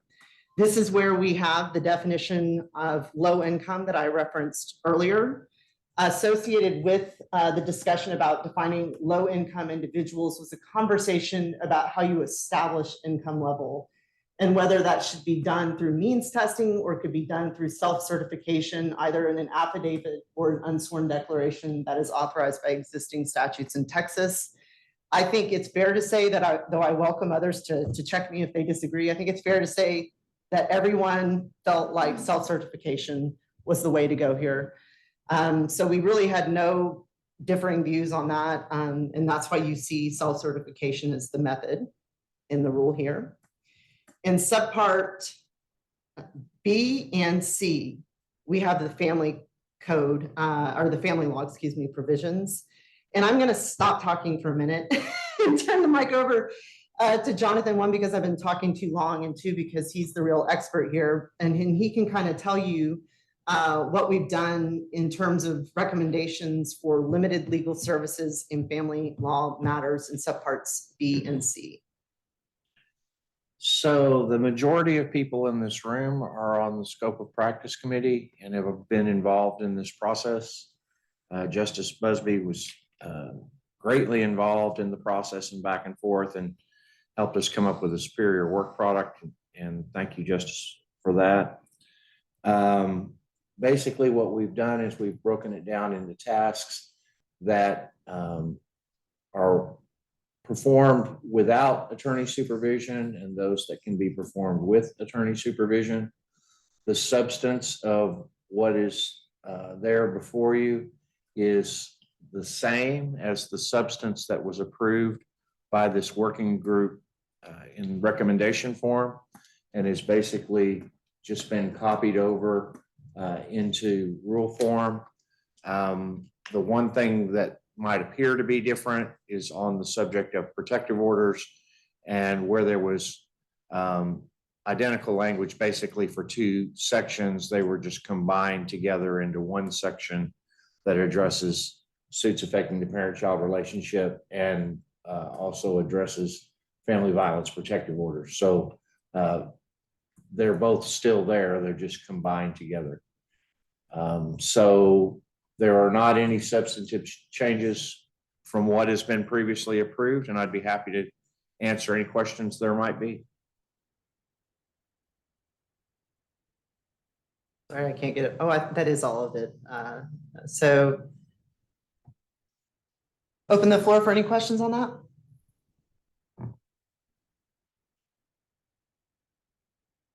Hearing none, we can move on. I think that's a tribute to the subcommittee's Oh. great work on this and a lot of time and back and forth and discussion that went into it. So I appreciate everybody's involvement and time and effort that's gone into it. Me too. And really hats off to you, Jonathan Bates. And I know Kim is not here with us, but Kim Wilson, I think, also was very active in drafting Definitely. and also attended our last working group meeting with your proxy to vote and was great in participating in that meeting. And every single member, I think, of that subgroup and the subcommittee and Justice Busby, so much conversation and discussion went into this. So thank you. Yeah, and our drafters on estate planning and consumer debt as well. They, I think it's pretty clear and represents the best of everybody's thinking and discussions. And Yes. I'd just like to make a point for the minutes to say that Kenan did a fantastic job leading our group Thank and you. was Thank you. very much appreciated. Thank you very much, Jonathan. So on the probate and estate planning, this is where if we, I can't see you, Craig, but if you're with us, I'm going to turn the floor over to you to talk about this in more detail. But this is it's very similar to what you all as a working group considered previously, with some more specificity stemming from further conversation at the subcommittee level, as well as further feedback from members of the probate subgroup. Craig, if you're with us, I'll turn it over to you to walk through this. Sure, thanks, Ken. Yeah, there's not much different here from what we originally proposed. You'll see in the one thing that's somewhat different about this area is that it involves a lot of documents that don't show up in court. So these are all estate planning documents and ancillary documents too. So there's very few things that end up in court. And so we try to tailor make this a little bit so that there wouldn't be any misunderstanding about clients potentially using forms for court proceedings other than what was intended. So that's why we have D2 in there. We've clarified that you can represent a client in uncontested courtroom proceedings, but the only ones that we ever contemplated here were in pleadings with immuniment of title. So we wanted to clarify that. Also, we hopefully have created the sufficiently large umbrella to cover all of the forms that are at play, especially in our section, because we have forms that the task force has done and that's been approved by the Supreme Court, some that are waiting to be approved, some that will soon be submitted. There's lots of forms that are out there, at least from the estate planning and our task force committee on that. And so we wanted to also incorporate what's already available on the OCA side. So hopefully we caught all those. There's also forms that are already allowed by statute, and several of those are included in number 3. So that's really about the only changes. Everything else is consistent with what we reported before. Thank you very much, Craig. Any questions, comments? All right. We will move on then to consumer debt, and we don't have our 2 subcommittee members, either of them here with us, who focused in on consumer debt issues. So I'll do my best to kind of walk you through the provisions here. The first subpart of E1 tracks what we've seen for the other areas of law that allows assisting a client with completing forms, and then also allows the paraprofessional to file forms for the client in consumer debt law matters within the scope of the rule, and then lays out the types of forms that can be used. Again, that language tracks what we see for the other areas of law. In the consumer debt space, we also see, as in other areas, the ability to represent a client in uncontested courtroom proceedings. As I mentioned, I think previously that was really a big area of discussion in terms of contested versus uncontested matters. And we have a definition of that in the rule so that people will know where to draw the line.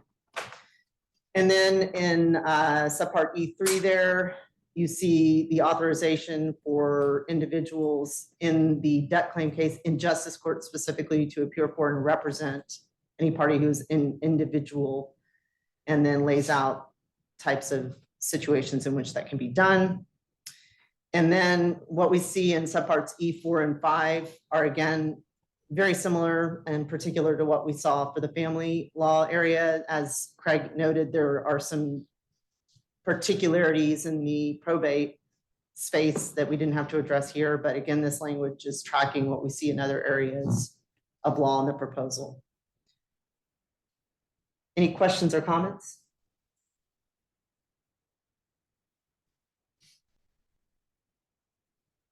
Okay, we'll move on then to the definitions that I mentioned. So in subpart F1, you see the definition of uncontested. And actually, this definition comes straight from, if I recall correctly, the family law subgroups recommendations that you all as a working group have already considered. So this was in other words, the materials that you authorized us as a subcommittee to use in crafting proposals. So this is not new, but I'll give you a minute to look at it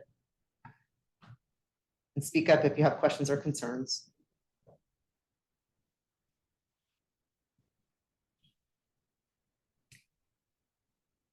The next definition, F2, was necessitated by the fact that specifically in the family law context, there are some things that will be allowed for the paraprofessionals to do with attorney supervision.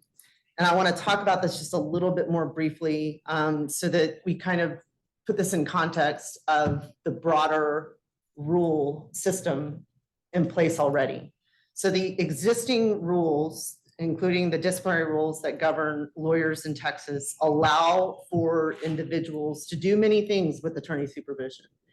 And we were a little, I don't want to use the word concerned, but we were mindful of the fact that those rules already allow a lot of work to be done by people who are not lawyers under the supervision of lawyers.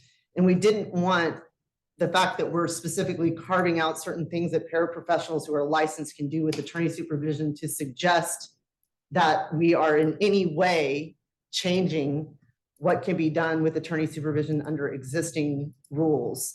And that's addressed in this subpart J of the rule that says nothing in the new rules should be construed to limit or otherwise reduce any task that a paraprofessional, including a paralegal, or any type of legal assistant may perform with the attorney's supervision pursuant to existing Texas statute rules and other law. So I wanted to point that out so that everybody understands the goal here is to expressly authorize licensed paraprofessionals to do things that frankly they're not doing now under attorney supervision, but the goal is not to reduce what can be done under attorney supervision now. So this definition you all haven't seen yet as a working group, but again, as Jonathan noted, many of you here are on the scope of practice subcommittee, so it's not new to you. But for those of you who have not already read it, voted on it, and approved it, if you have any questions or comments, this is the time to speak up. I have a tiny. Okay. By the way, incredible job. All just under 2, it says must not be present for all court appearances. I guess when you say all, that means they need to be present for some. That's a good. But of course, I also read, as you said, J. Yeah. To sort of. I'm just saying, somebody could read that as to imply that some are required. And I don't think that should 10. I think it's. That's enough said. I just don't think that should 10. So what I'm suggesting is possibly eliminating the word all. Mm-hmm. Other than that, I'm sorry to speak up. No, that's a good catch. Is anybody opposed to eliminating all? Okay, so we'll make that change. Okay. Moving on to, actually, you know what I can do? Maybe. Hey, look at that. It's gone. All right. Subpart J there speaks to what a paraprofessional needs to do in relation to the client, and that is spell out in a written engagement agreement the scope of practice. Now I'm going to pause again to talk about existing standards in place that govern attorneys and allow attorneys to limit the scope of practice. That's in the disciplinary rules that we work under. So this is, in other words, not a new concept limiting the scope of representation. It's something that's been allowed and done, I think, for many, many years for lawyers. But There was a request to scroll down. I don't know if there's oh, one. a request to scroll down? Like, is that better? Judge Holmes. Oh, so they can see I can see J. J. Oh, okay. Give you a minute to look at J there. Let me know when you're, or I could make it a little smaller, and maybe we could all see everything at once.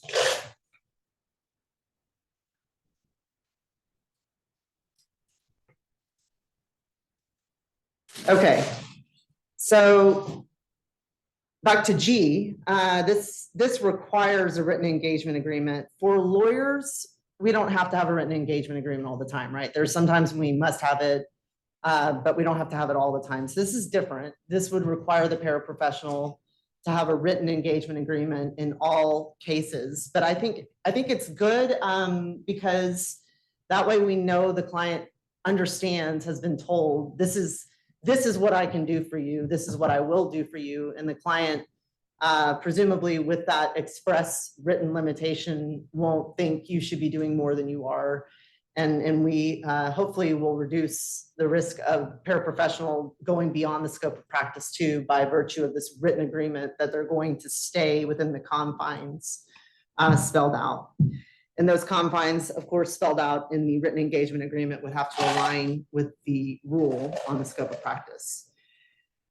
Relatedly, subpart H addresses what happens when a paraprofessional who's working on a case discovers, oh my gosh, this case requires the performance of additional tasks that are beyond the scope of my license. This proposed rule would require the paraprofessional in that instance to promptly take steps to the extent reasonably practicable to protect the client's interests. And then there's a non-exhaustive list of what that entails. That would be notifying the client in writing, directing the client to any known resources for further representation or self-representation, and surrendering papers and property to which the client is entitled. Now, this subpart H also addresses the reality that there are going to be some times when a case is going to develop in a way that requires paraprofessional to step out altogether. By way of example, in the family law proposals, we see authorization in uncontested cases. Well, if my case becomes contested, I have to get out. And so there are going to be times when I have to just step away altogether. And that's what the last second to last sentence of subpart H addresses. Yes, Katie. I have a comment, and sorry I didn't raise this in our subcommittee groups, but do you think that we should add in there that they have the right to file a motion for continuance? Because if they discover something incredibly complicated right before a trial setting, they would need to postpone that. And I don't want this rule to be read as they have to step away. It's the very last sentence. Oh. Of subpart H says, I'm sorry. Oh, that's all right. It's a good po- It's a good point. It's a good point. And we addressed that situation where, for example, you find out at the last minute, I have to step out, and you don't want the client to be without any representation. And so as crafted here, that withdrawal would be a good cause for a continuance of a courtroom proceeding if it occurs shortly before or during the proceeding. Because we don't want a judge to say, well, you just handle it yourself. We want the judge to be empowered to say, no, we're going to put this on hold and have a continuance. Does that sufficiently address the concern you were raising, Katie? Okay, good. All right, so that's G and H, and I think it makes sense to kind of consider them together. So I'll pause and ask if there are any other questions or concerns. Okay, moving. I just want to say we have a similar provision in our code of ethics. So I've written a note that we might consider in the final report combining your subsection G to my code of ethics subsection C that we'll see in a minute. But that's just a placeholder. The substance wouldn't change if we combine those in the final report. Thank you, Lisa. Subpart I is tracking statutory language that I think it makes sense to elevate into rule form so that nobody has any confusion. So this essentially addresses restrictions under UPL codes, and also there are some specific statutory provisions, and I'm sorry I've forgotten where they reside. I think it's the government code, but that pertain to notary publics and address notarios. And this came up at the very first working group meeting, and that is the fact that notarios in certain parts of the world, and I think it's in Mexico, are actually qualified, skilled, trained people who provide much needed services to individuals. Whereas in Texas, we've had a situation where some people call themselves notarios to convey that they are the same as the qualified trained notarios in Mexico, when in fact they're not, and have created all kinds of problems. And so we have statutory provisions in place addressing both notarios and also notary publics, because I think those, I'm just guessing here, but I'm guessing that the notarios in Texas, maybe they're notary publics, and so they call themselves notarios, but they're not the same as the ones elsewhere who have actually got the training, expertise, et cetera, to have that title and represent qualifications, training, et cetera. So the unfortunate, at least from, I'm speaking as Ken and not as subcommittee right now, but the unfortunate kind of side effect, if you will, of that is there are some restrictions on notary publics, not just notarios. And this rule language is proposed is meant to capture those restrictions that exist statutorily now. The reason that the language except as permitted under Texas law is there is because the law might change. And so if it evolves in a way that doesn't have the same restrictions, then you would no longer need to feel bound by them, because this is all driven, in other words, by statute, not by rule. Okay. So we've already talked about J already, specifically the first sentence. But I'll go to the second sentence now because it leads into the proposed amendments to the Justice Court rules. So this second sentence says nothing in the rule should be construed to limit or otherwise reduce any task that an authorized agent or other individual can perform in justice court cases pursuant to existing Texas statutes and the rules set forth for justice courts in section 500 of the Texas Rules of Civil Procedure. We've already laid the foundation for that, but again, it's important, I think, to put it here so that nobody construes what we're doing in the scope of practice rule as confining what's already allowed under existing justice court rules, or as confining what those justice court rules may look like if the proposed amendments are adopted. The proposed amendments are up on the screen here in full. This is for those of you who are not looking at the screen, it's page 133 of the PDF. And I'm going to walk you through this just a little bit. There's a slight reorganization in 500.4A2 to move the attorney language to the forefront in terms of who you can be represented by as an individual in justice court proceedings. So we now have as the first line, you can be represented by an attorney, obviously. And then this is existing language, just in a different place. You can be represented by authorized agent in eviction cases. I've already talked about that. So what we have in subpart A2C is a reference to paraprofessionals licensed by the Supreme Court of Texas. This is written to account for the fact that licensure scope may evolve over the course of time. So it doesn't refer to specific subject areas, but in it more broadly, or I think generally is a better word, refers to the ability of the paraprofessional licensed by the Supreme Court of Texas to represent an individual in justice court cases, any type of them, so long as the representation is within the scope of the paraprofessional's license. The final new part here in 500.4 A2D is the community justice worker piece. And so this is what I already talked about earlier to a degree, but I want to highlight a couple things about it. First is you'll see it refers to the community justice worker being licensed by the Supreme Court of Texas. This is different from what we see in Alaska, where they have like UPL waivers and some other mechanisms. The reason it's different is because of our existing statutory framework here in Texas that refers to the ability of members of the bar to practice law. And obviously, as we discussed earlier, the Supreme Court of Texas licenses individuals to be members of the bar. So the community justice worker here in Texas would be licensed by the Supreme Court of Texas, but there are some distinctions that I need to point out. One, they would have to be supervised by an attorney in the work they do. That's similar to what we have in Alaska, where the community justice workers are supervised by an attorney from legal aid. Here, however, we have the supervision that could occur not just from a legal aid attorney, but also from an attorney working at a nonprofit entity. So it broadens the scope there beyond what we see in Alaska, such that nonprofits here in Texas could have supervising attorneys working with volunteers or other employees to enable them to provide limited legal services. What would those services be? For the community justice worker as envisioned, it's specific tasks. Here's the thinking. Unlike the paraprofessional who's licensed within certain areas of the law with all the things we've looked at already as a group, the community justice worker would have kind of just task-specific training. What's the benefit of that? The benefit is it's easier, right? Like I'm gonna go get a 2-hour or 4-hour training on preparing a will, a certain type of will. I'm gonna get a 2-hour, 4-hour training on performing this other task. So it's it could be more manageable, more doable.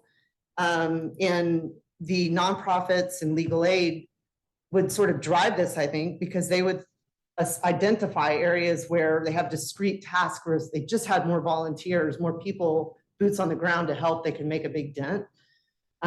So it's a less onerous training because the scope is narrower in terms of what they can do, and because they're always going to be working under the supervision of an attorney. So that's the community justice worker model adapted to Texas and phrased in a way that reflects the existing framework and the rules and also the proposals that we've already walked through. I'll stop there and invite feedback from everyone, but in particular, people who feel like this community justice worker might be beneficial to them, whether it's legal aid, disability rights, Texas Legal Services Center, because this is really designed to give you all an ability to expand access to justice that you don't have now. If you feel like it should be different, we want to know that now. If you think it hits the mark, I know some of you have already voted on it, but some of you haven't. We'd love to hear from you. I have just one quick question. Is so the idea of the ability to be licensed as a community justice worker, you envision that to be less onerous or robust as compared to the paraprofessional? Correct. Correct. And Lisa will talk about that more when she goes over her subcommittee's proposals, because that's where they cover training requirements, licensure requirements, et cetera. But yes, the idea is this is less onerous. So you could get people trained up more readily. The commitment would be a smaller one, relatively speaking. For example, after a disaster, a lot of people, Exactly. just trying to give you another example, that is a situation where there's incredible urgent need and a lot of people interested in helping and they don't know how. And so how to apply for FEMA benefits, for example, those kinds of things. We get a lot of attorneys and people wanting to help and they don't know how. I'm just trying to give you another situation where there's a tremendous need, urgent situation, and people wanting to help. And this kind of program might be something that would work. Don't get me into, I'm trying to help in any way. Noted, but you already have by providing that example that I didn't think of independently. I'm in favor or I'm against anything. I'm just there, neutral observer. Unfortunately, you're also a voting member. Oh.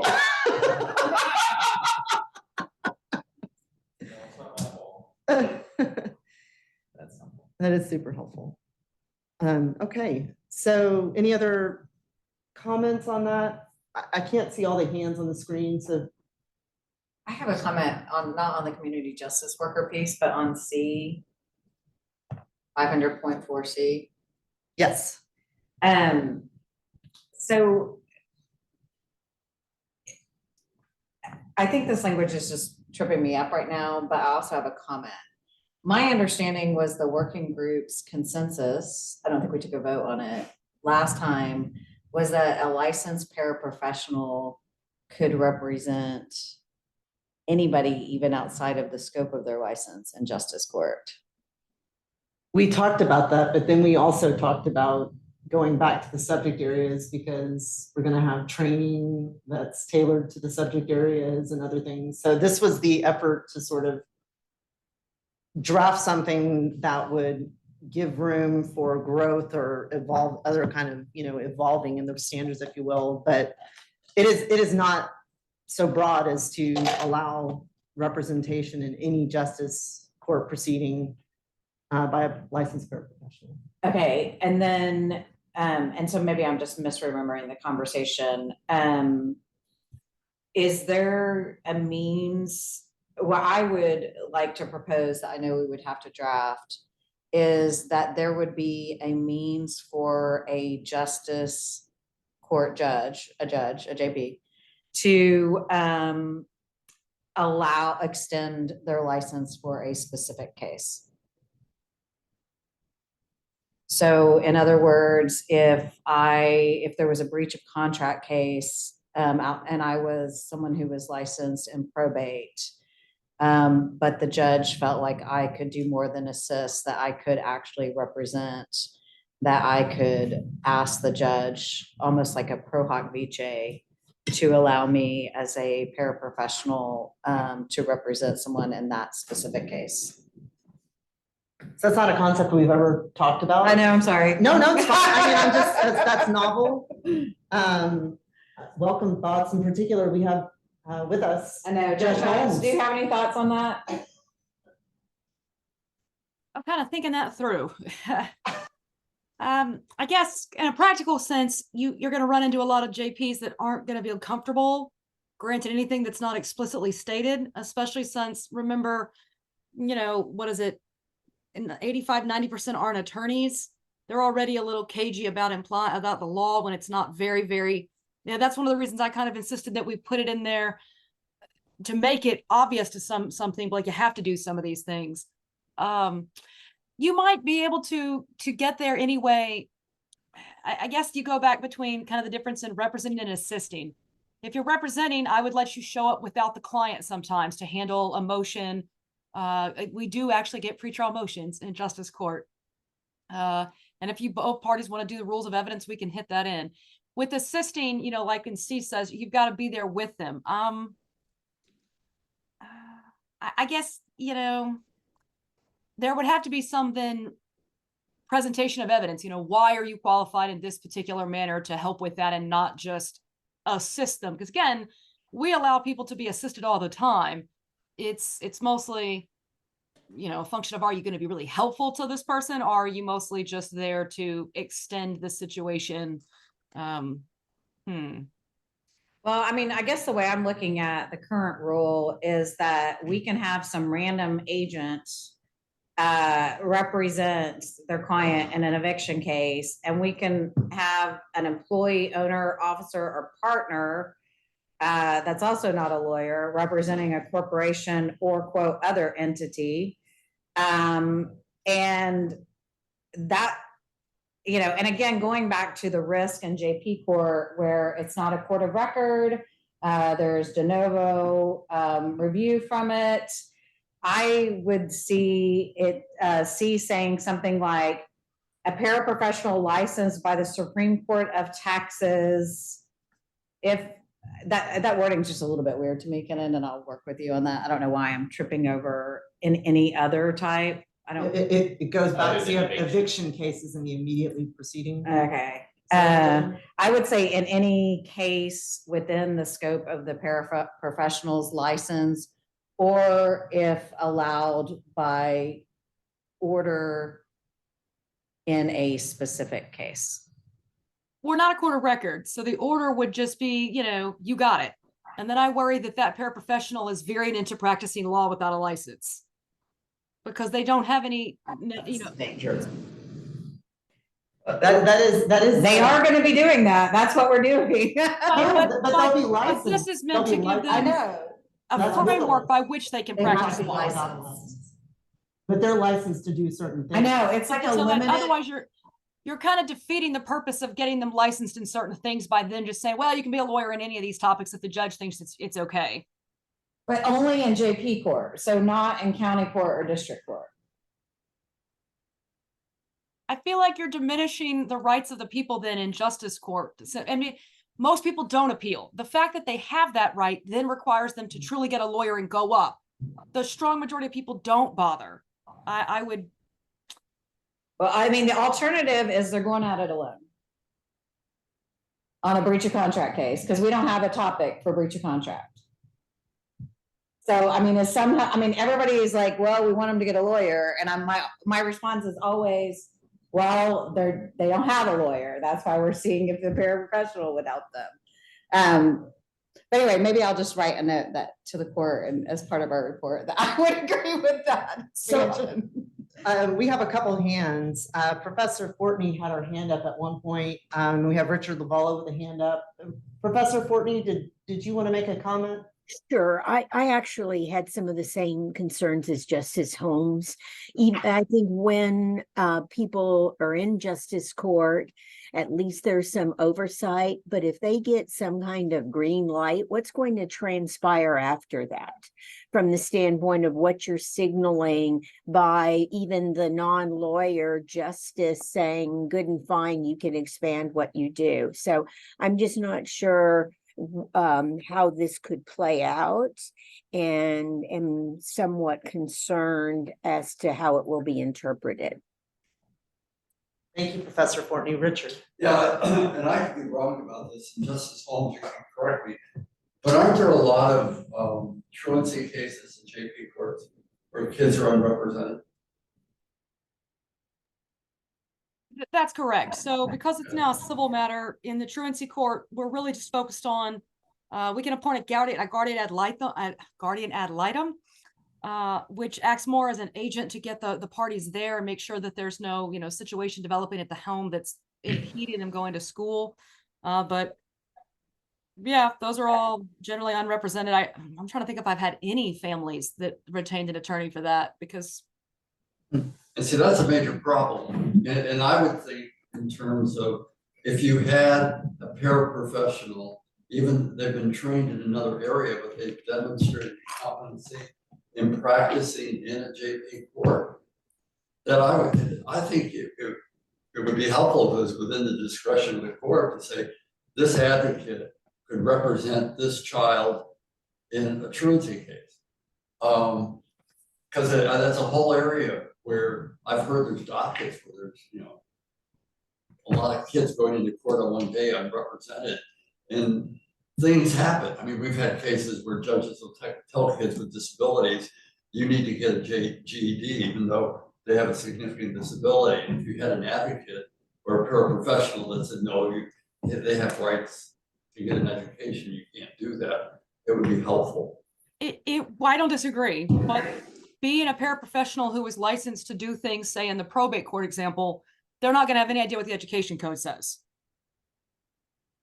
So I would still need to make an independent determination, and we're not on the record that says, yes, you've got qualifications. You know, I mean, they've got a resume and a curriculum vitae, sure.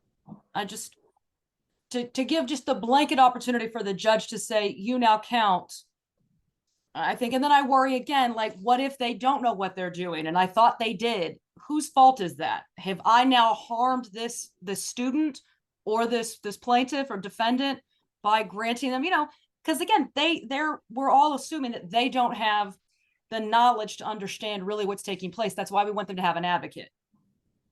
And if I'm wrong and the person doesn't do it well, I'd rather see that that I know for a fact they've got some training in it. And training in one skill, you know, being a good criminal defense attorney doesn't make you a great civil attorney.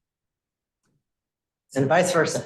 Absolutely. Yeah. All right. You know, I mean, that's why people get into scope of practice. Justice Busby and then Karen Miller.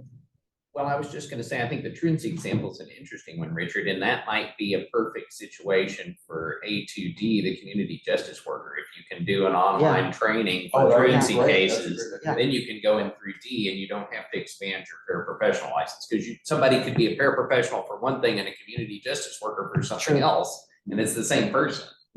Or you get the social workers that work with the kids. that can be- Yes. Yeah, I mean, that's a great idea. Absolutely. I can think of a lot of potential trainings under D that would be wonderful to assist in parties very quickly in justice court areas. That's a good point. Karen. I was wondering, I feel like subpart C, the assisted representation provision is kind of the fail-safe. I mean, they maybe can't go in there on their own without the client being there, but if the court, unless the court finds good cause for why they wouldn't be helpful, right, they could outside of their licensure for the paraprofessional license. It's a good point. And maybe it's a good segue too, unless we have any other hands up right now. I don't see any. Kate. I have another comment back to that continuance line, just a recommended revision, but I don't want to divert the discussion from this one. I just wanted to add something when we have time. Okay, why don't we finish the discussion about the proposed amendments to the Justice Court rules and then go back to that before we take any action. Okay, so segue to subpart 500.4C. Again, already in our existing Justice Court rules, there's authorization for assistance by family members or other individuals who aren't compensated. This rule as proposed, would continue that authorization for assistance, but would shift it around a little bit in the sense that now the rule reads that justice of the peace may, for good cause, allow that assistance. As proposed, the rule would say the justice of the peace must allow that assistance unless there's good cause not to allow it. So it's a default of allowing it, but also discretion, of course, with the justices of the peace to make the call that, you know what, this is a case where that assistance is not warranted. And Justice Holmes hit on this earlier with the language about the individual who is the party being present for proceedings when it's assistance versus representation, right? With representation, we often as lawyers are there on behalf of our clients without our clients.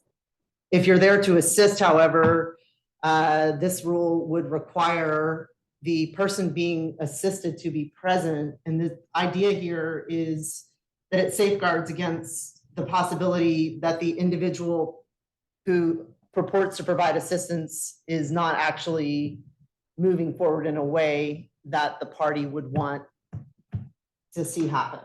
So I'm going to turn it over to you, Judge Holmes, if I may, and just let you kind of address this a little bit more, how you see this assistance in your court now and how you see this proposed amendment potentially changing what you do or what other justices of the peace do. Usually when we have someone who brings a family member or it's often a neighbor, it's because they have limited, not necessarily language skills. We get translators for that all the time, but maybe comprehension, maybe they've had a stroke and they have trouble articulating, or they're very nervous. They're just overwhelmed with anxiety. And this person already knows the facts, sometimes can help remind them, oh, don't forget. Well, the way the rule was written before, it's more discretionary. And here I'd like to make it a little bit more mandatory, unless the court begins to find that this person is disruptive or not actually providing any assistance to the plaintiff or the defendant then. And I do think it's a good safeguard to require that they be together, because I've had situations, especially when I think in evictions, where, you know, someone is purporting to be there on behalf of them, but I don't know what your relationship is. And you've just shown up on my docket and said, hey, I'm here on behalf of this individual. Unlike, you know, in the cases examples above that, where we'll have a letter, we'll have something as a representation, or you've been bound by a license or ethics to say, I know that I'm here under because I'm employed to do it. C is to capture in all of those essentially free assistance that come in. But I'd like to see that always they're there together. Yes, I want my cousin to talk on my behalf. This is my daughter. I need her to help explain why, you know, the rent didn't get paid, or why I don't understand the bill that Visa is pursuing against me. You know, who's LVNV? Thank you so much for that input. Frankly, before this project, because I don't work in justice courts, I didn't know that was there. And it's good to see it there and to know how it's been implemented and how it could be better. So thank you very much. The other amendment that we see up on the screen is to existing rule 510.4. Can I have a question about C, sorry. That's fine, go ahead. Are we at all worried about adding this self-represented litigant to that? It already says an individual representing himself or herself in the rule. Oh, I'm sorry. So the existing language from the. Oh, I see, it's on the is side. right. Okay. I just wanted to make sure we didn't add language without thinking about it all the way through. So, okay, great. Okay. Yeah, that's a good point. 500.10.4 is a rule that addresses issuance, service, and return of citations, specifically in eviction cases. And in the rule, there's an existing requirement to include a statement. The statement, however, as proposed, would include a reference to texaslawhelp.org. This is something we've seen in other rules from the Supreme Court of Texas. And I think, though I cannot speak for the court and won't try, I think the idea is for the individuals who are new to this justice system, haven't been here before, don't know where to go, texaslawhelp.org provides so many great resources. So this would just give people in the statement they receive in the citation a reference to texaslawhelp.org. And it would also make it clear that individuals can go to the rules to decide or assess whether they can represent themselves, be represented by an attorney, or an other individual in the case. So as it stands, the statement doesn't convey to people receiving the citation that they could in fact represent themselves or be represented by someone other than an attorney. So it would simply communicate what's authorized under the rules. So that's it on the proposed amendments to the Justice Court rules. Any further comments or questions? Okay, now we'll go back to the language, Katie, that you wanted to suggest. Sure. So I'm a little bit concerned about it saying that they're required to immediately withdraw. Being that these are non-lawyers, I don't know if they'll necessarily know the process to withdraw. So I would recommend we put language in the actual rule saying that they need to file a motion to withdraw if they're representing the individual before a court or regulatory entity, and file for continuance if appropriate. Just because the way it's worded, it talks about steps of letting the client know. And I'm concerned that people won't, or these paraprofessionals won't know that they need to let the court know as well. And so court correspondence might continue to be directed to the paraprofessional. My other concern is that if I were to take on a pro bono case as an attorney and I wanted to withdraw, I'm pretty sure I would be required to find some other adequate representation rather than just withdrawing, especially withdrawing immediately. So I wonder if there should be some duty to try to connect the client with appropriate legal services.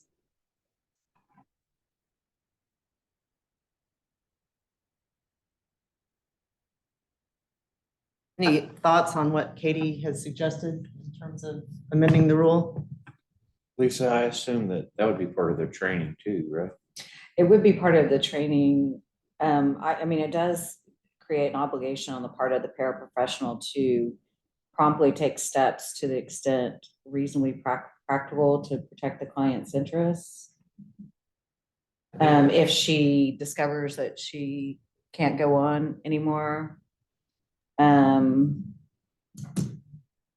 I don't know what more I think duty. that's a good standard because, I mean, Yeah. you can't necessarily, the paraprofessional won't be able to guarantee that they can either find, get help from legal aid or a pro bono lawyer. And so there's got to be a way for the paraprofessional to withdraw if that's needed, regardless of whether the paraprofessional can hand it off to another professional. And I don't think we want to discourage people from taking the case in the first place. I think Katie's got a good point though on you need to file a continuance, you need to file a motion to withdraw with the court if it's a courtroom proceeding. So maybe, that some of these won't be courtroom proceedings, so there won't be anything to withdraw from. But the last sentence seems to be talking about when this happens in a courtroom proceeding, the one that Katie pointed to earlier. So maybe adding to that somehow that, if it's a court proceeding, you should file a motion to withdraw and request a continuance if. Or cross-reference to the withdrawal rule and the rules of civil procedure. Yeah, maybe so. I'd have to go back and read it and see if it's. Something like that, but I think the idea that, it's great that it's good cause for a continuance, but you should file a motion to withdraw if you're in the court, if you're in a courtroom proceeding and hopefully you would seek a continuance. And I do, to Jonathan's point, I would presume this would be part of the paraprofessional's training so that she just wouldn't not know what to do in this situation, that would be the license specific training and testing that we contemplate under the regulatory rules. Or it could be part of the code of ethics even. So the word immediately made me think that it could be read as from the point you discover on, you're not allowed to file anything on behalf of this person. So I realize that in the training they'll be instructed on these things, but I just want to make sure it's clear that they have permission to file the appropriate things with the court to protect the client's interest and withdraw. That's a good point. You would want them to be able to file a motion to withdraw. Yeah. But is there something else you're envisioning they might file other than that? Not that comes to mind. I think I'd limit it to a motion to withdraw, but then I think. Yeah, I cross-reference it to the rule because I think you have to notify your clients of impending deadlines and stuff like that. So we might just want to. Would it be problematic to allow them to file the continuance too? I think they should be able to file the continuance and the withdrawal. Yeah, so maybe we can tweak that and look at the attorney rules. Kenan, is that all for your subcommittee? I'm just being mindful of the time. Yes, although I'm wondering if I should take votes because that would wrap it up completely, and I'd like to do that if you don't mind. Okay, so I think what we should do is take this in the same kind of sequence that we did at the subcommittee level. unless others disagree, but Could we try something first? yeah, let's try it. I move to approve the rules with the amendment that has just been discussed based on Katie's recommendation And the all. and Robert taking out Robert's all all. in F and Robert's too. Okay. I move that we approve all of that. So there's a motion to approve the rule proposals across the board with incorporation of Robert Doggett's removal of the word all and with language addressing the concerns on withdrawal and continuance that were expressed just now. Is there a second? Karen seconds the motion. Any further discussion? Yeah, just want to note, I assume this is subject to our later Yes. discussion On on. income. on income. Yeah. Any further discussion? All those in favor say aye or raise your hand on the screen. Aye. Aye. All those opposed say nay. Okay, we've done it. Yay! Progress. We are going to take a 5-minute break just to allow people to grab a drink, go to the restroom, and then we'll come back and do the licensing rules. We're trying to finish, it's 1:45, we're trying to finish by 3, so I'm just trying to be mindful. So if we'll get back in 5 minutes, so if everybody can be back by 1:51.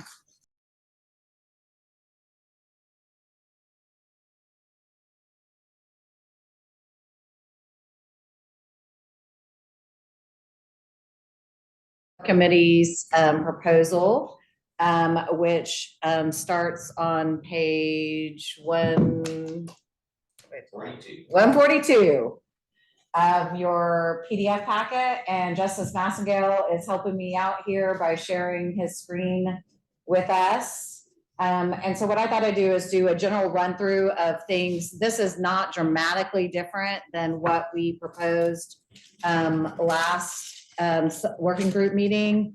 But we did take some of your good feedback, a lot of which was really just drafting changes, and incorporated them into a thing that I did not redline because it's more confusing when you look at it redlined than it is when you see it as a clean copy. But so I'll run through it and then we can back up through each section. So if I run through the whole thing and just give you an overview, and then we'll back up through each section. The first section is on qualifications. This has been amended slightly because the feedback from the working group last time was that some of our qualifications, general qualifications and practice area specific qualifications were in conflict. And so these qualifications, again, our starting point was from the paralegal section of the State Bar of Texas. It's a combination of both education and experience. And it is almost identical to what you saw last time. And then if you go down to the next section for subject matter specific qualifications, you can see that in addition to those general qualifications, you either need to be board certified already or be employed in Texas for at least 50% of your practice in the last 3 of the 5 years, and have completed subject matter specific training for which you're seeking licensure. Again, this is not really, to the extent it's changed since last time, it's changed, like I think we said, attended training, and now it says completed training and stuff like that. So it's been tweaked based on feedback for that. And then there's 2 definitions after that follow that based on recommendations from they're on 2 different pages, so it may be hard for you to get that. But we defined who a paralegal is. This is a definition currently adopted by the State Bar Board of Directors on definition of a paralegal. And then within there is, you see right at the end, it says delegated substantive legal work. And so that is also defined by the State Bar of what do we mean when we say substantive legal work. But the feedback that we got from the working group last time is that we want to make sure that paralegals have actually been paralegals and are not like legal assistants who call themselves paralegal. And so we have now adopted a definition. So that definition is new. And so again, we can go back and talk about each one of these with specific questions. But going on down, we have our examination requirements. This has not changed much, only its structure has changed quite a bit. I restructured it to make it make more sense, but the substance hasn't really changed much in that everybody's gonna pass a 1 hour exam, like an ethics portion of the exam. And then you also will need to pass a 1 hour exam on your subject matter, which can be waived for certain, like basically if you've already taken a test that tests your competency, we don't want to necessarily make you take another test. And the two, like the board specialization exam is subject matter specific. And then the National Association of Legal Assistants is also subject matter specific. And so those are existing exams. So that portion of it can be waived, but every applicant will take the ethics provision that speaks to like, what is the scope of your license? What can you do? What can't you do? The things that are specific to being a licensed paraprofessional in Texas. And then C is new. The subcommittee recommended that much like lawyers, you only have so many times to take the test, and if you can't pass it, then maybe you shouldn't be a paraprofessional. But that may be waived for good cause. And Nadia, who is the head of the Board of Law Examiners, tells me that they often will waive if there's a legitimate reason for somebody just not being a good test taker for whatever reasons, including disability reasons. So that tracks the language of the bar exam. And so then next we have character and fitness. That has not changed at all. Although I did append the model character and fitness application if anybody wants to look at what that might look like in real life, but it basically covers those types of areas in the character and fitness. And then we have a code of ethics. You have seen most of this code of ethics. As I mentioned, when we were talking with Kennan's group, that C, there's a little bit of overlap there with subsection G of subcommittee 1 proposal. This also, so we might need to combine those in some way, or maybe having them in both places is fine. But we also envisioned the, much like lawyers have that brochure that the State Bar of Texas has about how to file a complaint against a lawyer. We envision having something like that that's very easy to understand, that says, here's what paraprofessionals can do. Here's, the limitations on their license. And by the way, here's who you would go complain about if you had something. So the idea would be they have a brochure and they have to give it to their client with the written engagement letter that your subcommittee contemplated.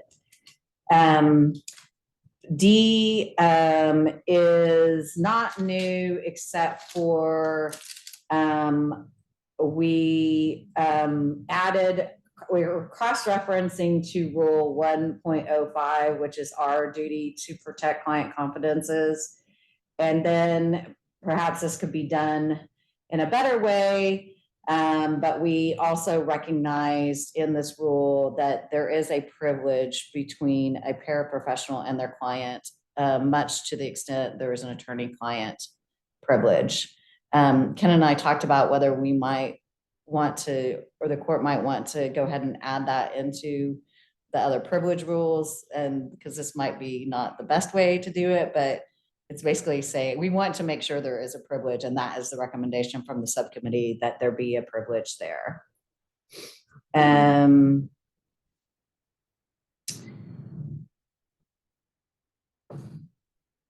think you've seen everything else. I think in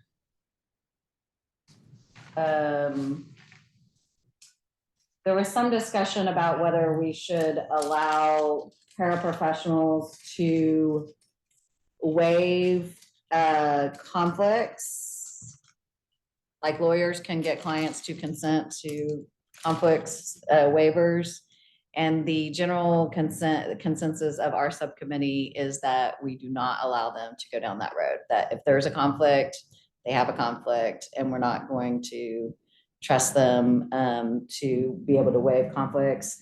And that decision was made in consultation with both Professor Spector and Professor Fortney by phone, that they also agreed that that might be a little bit complex. Even though I did get some feedback, surprising feedback from some unnamed working group members who were fine.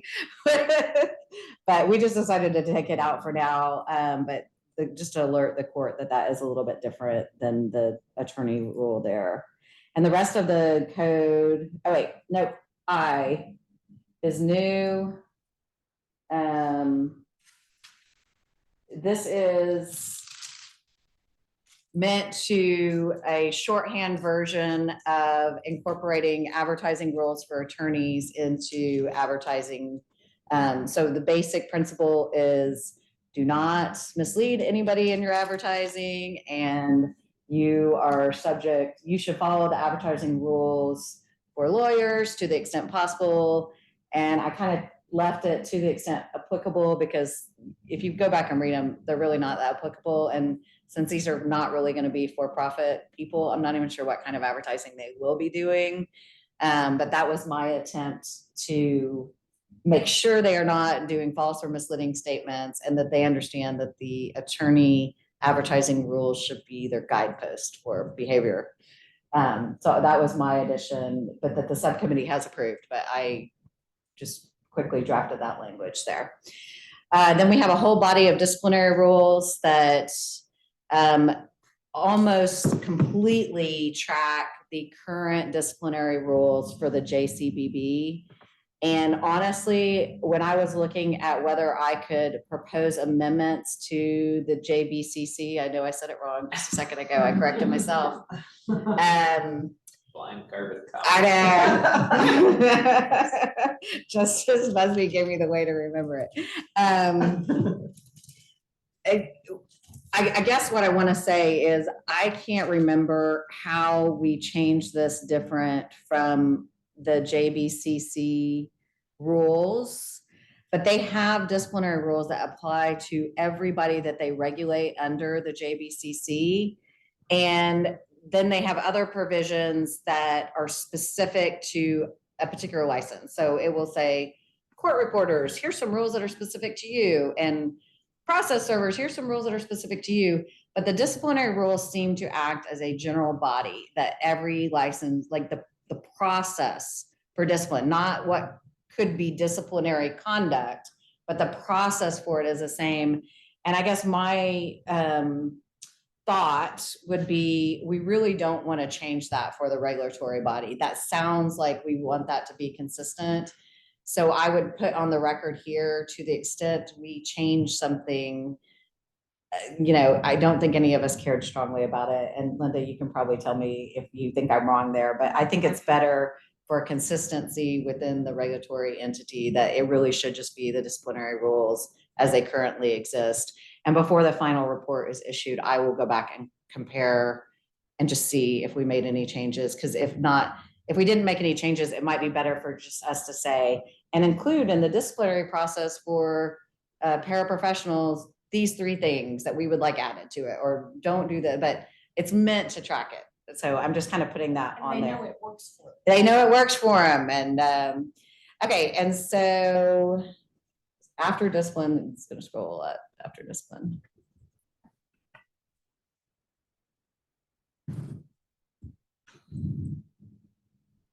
We're going down to,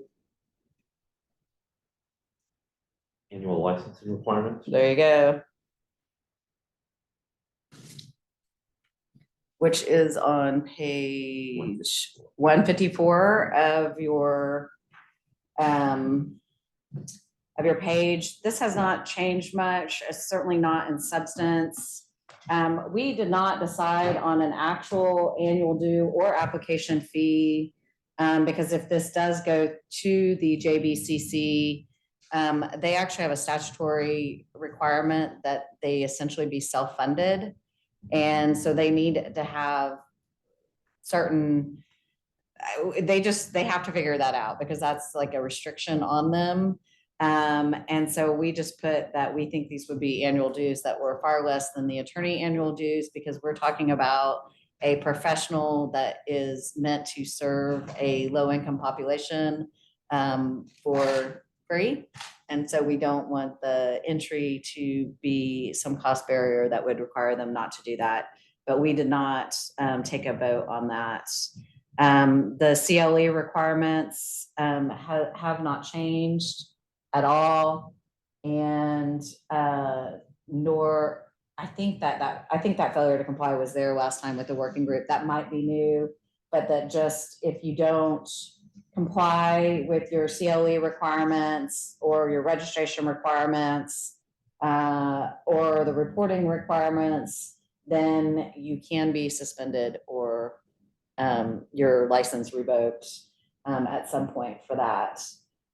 We did not outline exactly what precise data would be reported each year. But we did feel strongly that this would be an annual reporting requirement so that we are collecting data on who is being served by paraprofessionals as a way for us to identify the success of this program and how it's meeting the vast needs that we have here in Texas to serve low-income Texans. I think that's it. Is that the last of it? Next thing in your document is. Yeah, and then there's a character of fitness. So that is an overview of how paraprofessionals would be regulated, sort of the nuts and bolts of regulation. And so I'll open it up for discussion. And why don't we scroll back up to the licensing, let's start with the qualifications. And I will take any comments on what we've done as it relates to qualifications, either general qualifications or subject matter specific qualifications. Yes. First, y'all have been amazing work, so thank you. Really, really amazing. But I was wondering about the high school graduation. I just looked up on the state bar requirements, and actually lawyers aren't required to graduate from high school. So what if I said it or equivalent? Yeah, I think you can put or equivalent there, and that would take in the, thank you, that's a good catch. Because I definitely know some lawyers who do have their GED, so.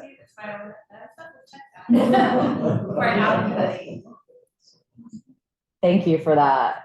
Any other comments on either the general or the subject matter specific? Okay. Then going next to our examination requirements. Are there any comments about how we've structured the examination?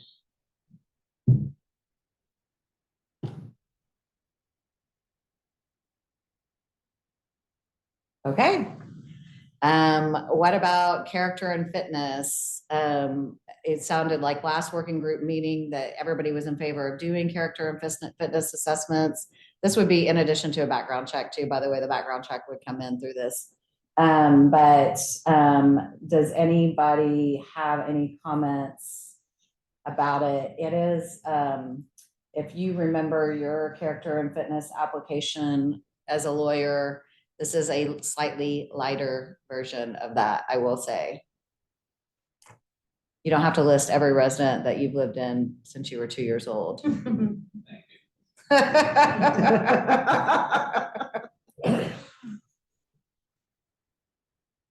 Okay, and then next I have is. just a general question. Yes. So down the road, is there a mechanism to review these and say, oh, that's too onerous, oh, that needs some beefing up?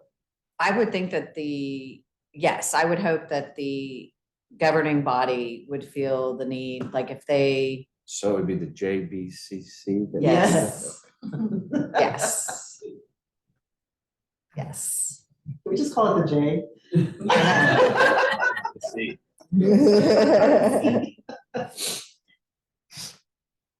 Okay, and What's it then, supposed to be? Is there a liaison between the court and the JBCC? I don't think so.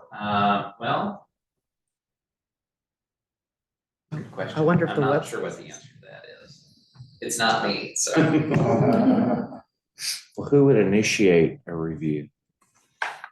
Probably, I mean, we could ask the Office of Court Administration to do it. They work very closely with the JPCC, so Someone would bring something to your attention and then, I would think so, but that's a good question. Make a note and I can ask about that. Judge Polly Spencer is a commission member. JBCC. Professor Fortney, you have your hand up? Yeah, it follows the inquiry that was just made, because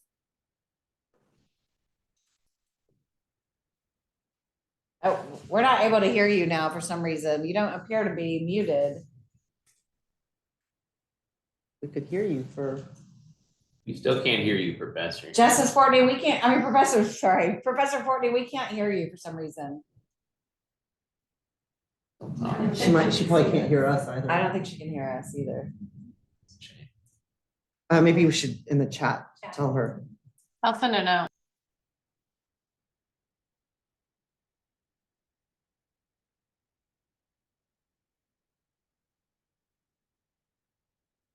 Professor Fortney, can you hear us? Okay, we were unable to hear you. Actually heard like your first sentence. I don't think she can hear us. She did a thumbs up. Oh, she did? Should we come back to her and see? Yes, we're gonna come back to you, and Come see if back. we can. Oh, wait, now we heard you. sorry.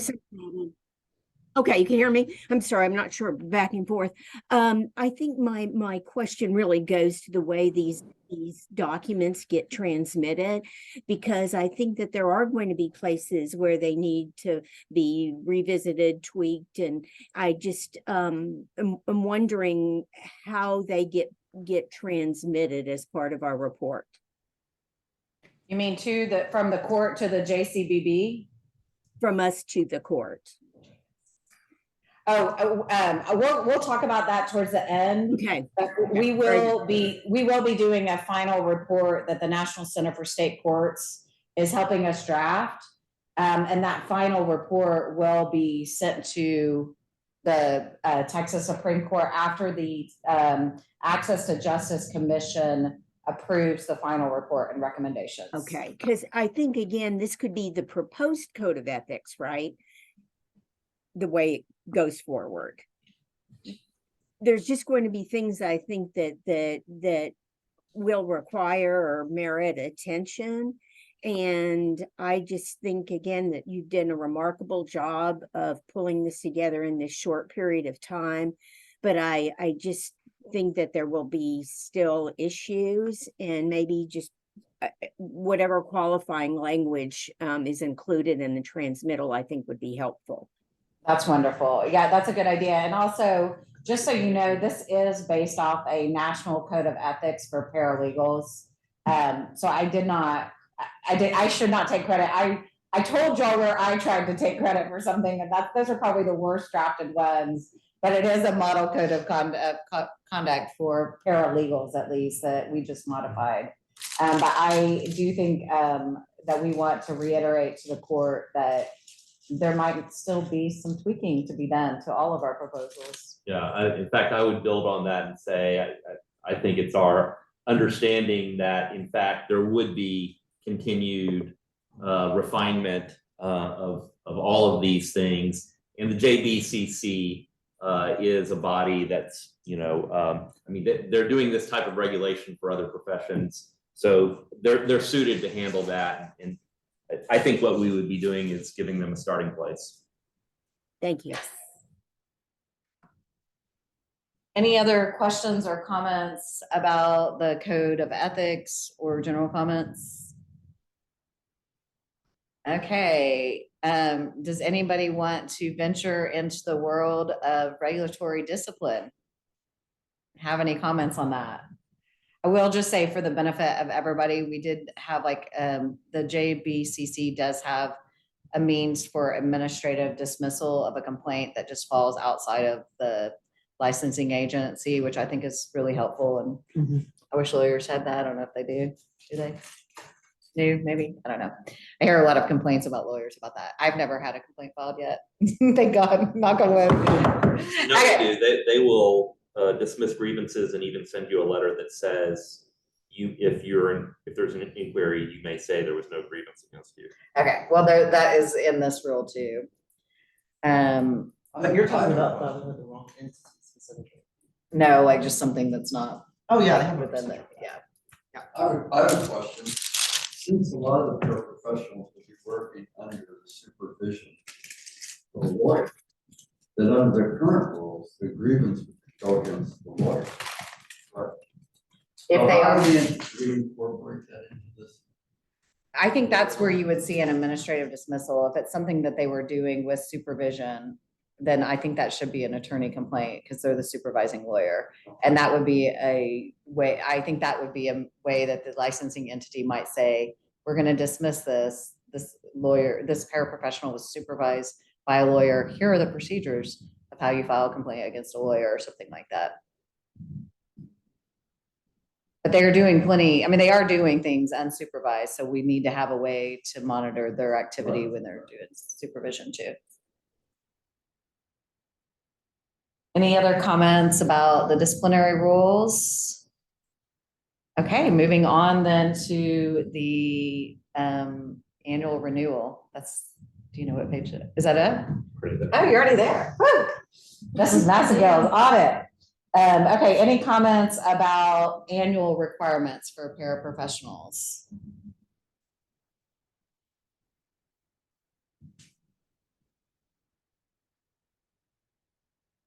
Okay, good. Hearing none. I think that's it. Oh, character and fitness. Oh, okay, we already went through this is, you mean just that is just a sample that Nadia helped us put together just in case y'all were visual learners instead of written, again, that's just a proposal, just a sample of how it might look to apply. And from what I understand, jumping on the JBCC's website is all of this is done through an electronic portal that they have already set up for other people, including the renewals and the reporting and things like that. It's all done annually, but through a separate portal that they have for licensees. There's a comment in the draft on page 162. I don't know if that's something intended for discussion at this level or. I know, I think it was a subcommittee discussion matter. Okay. There are a couple of comments like this. Yeah, I think that was for subcommittee. And again, this is just meant to be a sample. This is not something that that has to be approved by us or by the. Yeah. Sure, this is obvious, but the JBCC does know all of this is coming. Yes. Oh, no, we don't time with this. So much of it. But to that point, we've been. We've just been throwing it That's part of our. Dutch Hall, and we've been in touch with OCA, and so yes, they know, and they've confirmed that they think that these things we're contemplating can fit within their parameters. Yes, they are welcoming it and not resisting it at all. So. A good question. Before you vote on this. Okay, well, I guess then, so we can speed this along, I would entertain a motion to approve the licensing subcommittee's recommendation. Katie moves. Is there a second? Second. Okay, all those in favor say aye. Aye. Any opposed? Yes, Craig Hopper has his hand raised. Craig, was that just to raise your hand because you love the Yes, work that we've done? That's an aye. That's all that is. Thank you. Okay, Then it's approved and we are done for the subcommittee report. And now low income. And now the fun part. Okay. Okay, so Kenan, I think I'm gonna tee it back around to you or Michael to lead us off on our last item of discussion for the day. 2 items. Well, I've already walked through the discussion at the subcommittee level, the scope of practice subcommittee level. And the ultimate majority vote that was made for 200% of the federal poverty guidelines with a note that it could be more precisely worded. My sense is that the more precise wording would be welcomed at the subcommittee level. It's essentially saying the same thing, but in a better, clearer way from my perspective. One thing that I find helpful in these conversations is to have some dollars as opposed to percentages. Because I think sometimes when we talk about 125% of something, 200% of something, 300% of something, 400% of something, it feels big.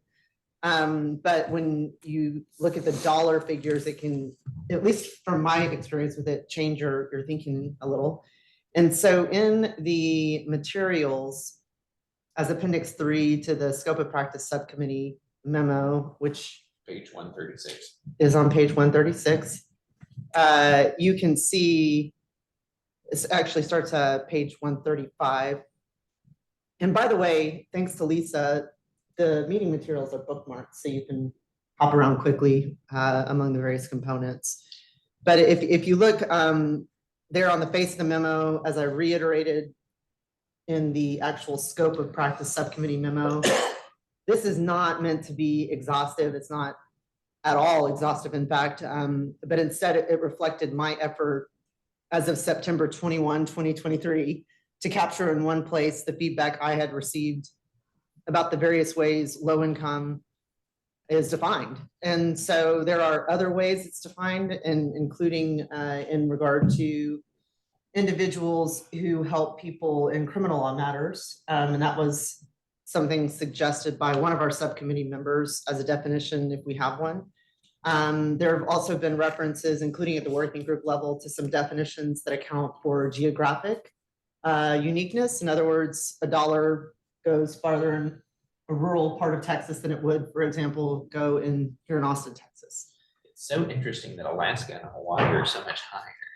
Yeah. They're broken out separately. Yeah, it is interesting. But to Justice Busby's comment there, 136 is the exact page, as he noted, where there's some charts that sort of flesh out, if you will, in dollar amounts, what this means, these percentages. So the first chart on page 135 of the, 136 of the memo is one that reflects 125% of the federal poverty guidelines. So you can see, for example, yearly income for family of 4, 37,500. And then if you go a little bit lower, the next chart that's provided is 200%, the federal poverty guidelines. And you can see what it is in Alaska, Hawaii, and elsewhere. And then perhaps most helpfully, this is from Lisa Hobbs, on page 137 of the PDF, there is a breakdown of the various percentages starting with 100% of the federal poverty guidelines all the way up to 400%. So you can see the breakdown. And this isn't meant to suggest that doing a percentage of the federal poverty guidelines is the way to go. But I think at the subcommittee level, at least some of us thought, because that's what legal aid entities, Texas Legal Services Center, Texas Disability Rights, no? Only TJF money. Oh, right. Yeah. Okay. Oh, but that's a great point. The Texas Access to Justice Foundation, of course, provides a lot of grant funding for various entities throughout our state. And the Texas Access to Justice Foundation has a more nuanced formula. I included a link in the memo itself to that formula, but I'm not sure that the hyperlink stayed live. But every year, the Texas Access to Justice Foundation issues guidelines on the income criteria. And they vary pretty significantly, I think, in terms of the percentage of federal poverty guidelines. No, the federal poverty guidelines change every year. So they send those out to everybody, but the percentages of those guidelines stay the same. But the range in the percentages for the various grant funding from the Texas It's Justice Foundation? typically the same unless the court has given approval for it to increase, which from time to time they do on veterans issues, but at the most they've increased it to 200%. So 200 is typically the highest. Okay, thank you for that correction. I read the guidelines a while ago and I thought, this is complex, and I have to decode it. The asset testing gets complex. I mean, it gets to become complex. Yeah, yeah. Jonathan, you had your hand up. So I move that we approve the 200% recommended by the subcommittee group with the tweak that was mentioned to the language, and that we apply that across the board for the entire process. Is there a second? So we had a second from Karen, a close third from Richard Lavallo. So now we know where Richard stands, but you may want to say more, open it up for discussion. At the last working group meeting, we talked about another option would be to follow the criteria in Rule 145, which is how you get a free record in Texas courts. And so if you have government subsidies in any way, then you can, that's confirmation that you have the inability to pay for a record.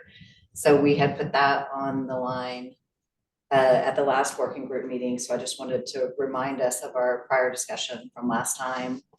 And then secondly, just as a commissioner myself and as a working group of the Access to Justice Commission, I would like to see that to be higher than 200%, because we're still really talking about with two reasons. One is, even if we were at 300 or 400%, I think we're still talking about very poor Texans that have a hard time affording traditional legal representation.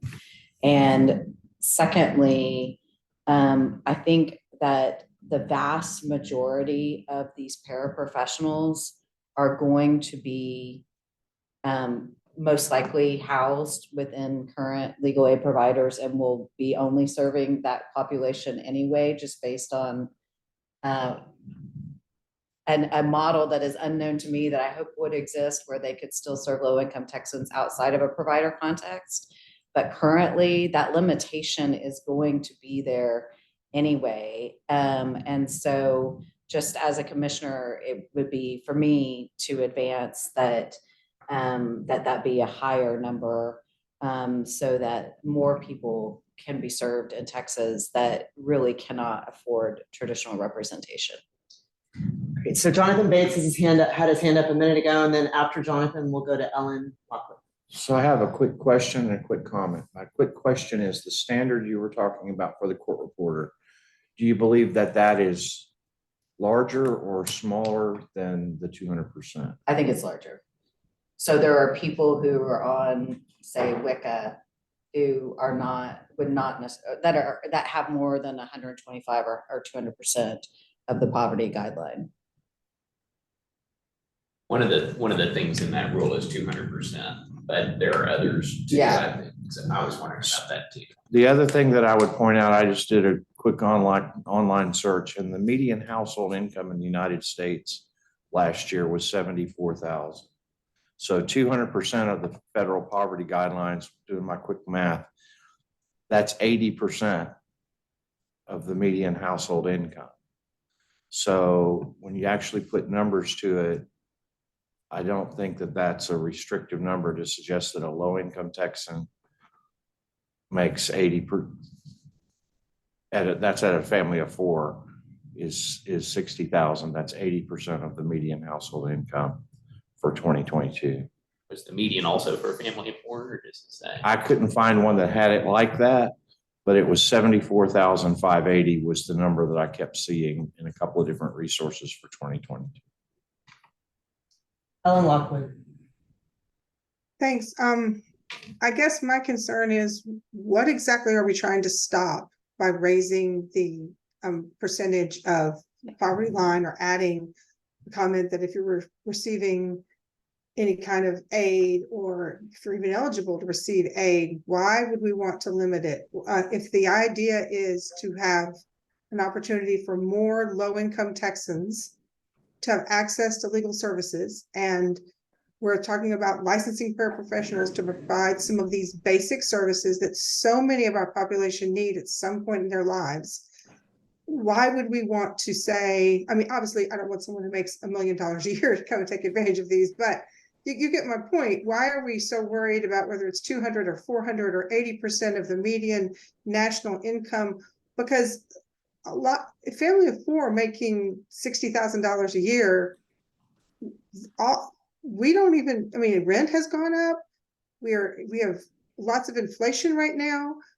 One car repair, one person who gets sick and can no longer work or can no longer take care of the children or whatever the situation is, and they're going to need this. So I guess I don't understand why we want to work so hard at limiting it when the whole point is to expand the access. Now, again, I don't think that if you make even what I make, you should qualify for these services, but I really kind of doubt that's the situation we're going to be in with folks who are either already who are working for one of the legal aid organizations or working for some organization that may expand their services or however that's going to work out.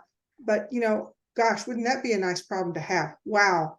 We have, people who are way beyond what we were thinking of serving, and they don't qualify, and they make way too much money, and they should be able to afford this. And so I just don't think that's going to happen. I really, really don't. And I think it's kind of the opposite of what we're trying to achieve. Thank you, Ellen. Jonathan Bates and then Karen Miller. The reason why we focused on that in the scope of practice subcommittee is actually to protect the low-income Texans rather than to try and limit them. Because what we're concerned is going to happen is that you'll have those who make more money sucking up the oxygen of the available services, and they not reach those who most directly need them. So the reason for having the limit is to try and keep those who make more money from taking away services that should go first to those who make less money, not to be punitive to those that make less money. Thank you, Jonathan. Karen Miller and then Harriet Myers. So to echo what Jonathan was saying, within legal aid right now, we have so many clients that qualify for our services that we cannot serve. We don't have enough resources to serve them. I think nationally, the statistic, and Harriet probably knows it better than I do, is 90% of the people that qualify for legal aid are turned away because there are no services to serve them. And so that's the point. And limiting it to people who are within 200% of federal poverty guidelines, you're at least allowing those people to be served.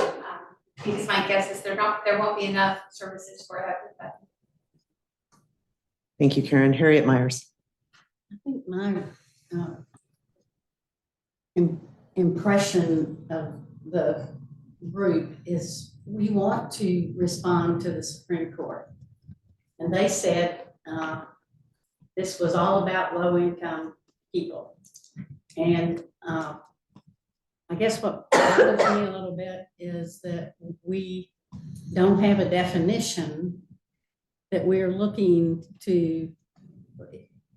Low income has turned out to be, in the eye of the beholder, is making 80% of the median household income in the United States low income or not. I mean, people are going to have different views of that. So I think our job from the charge is to figure out what really low income should mean or means with statistics and information, not just, well, I want to serve more people or I want to serve more poor people. I mean, it's what is the measure of that definition? And that's where we ought to go.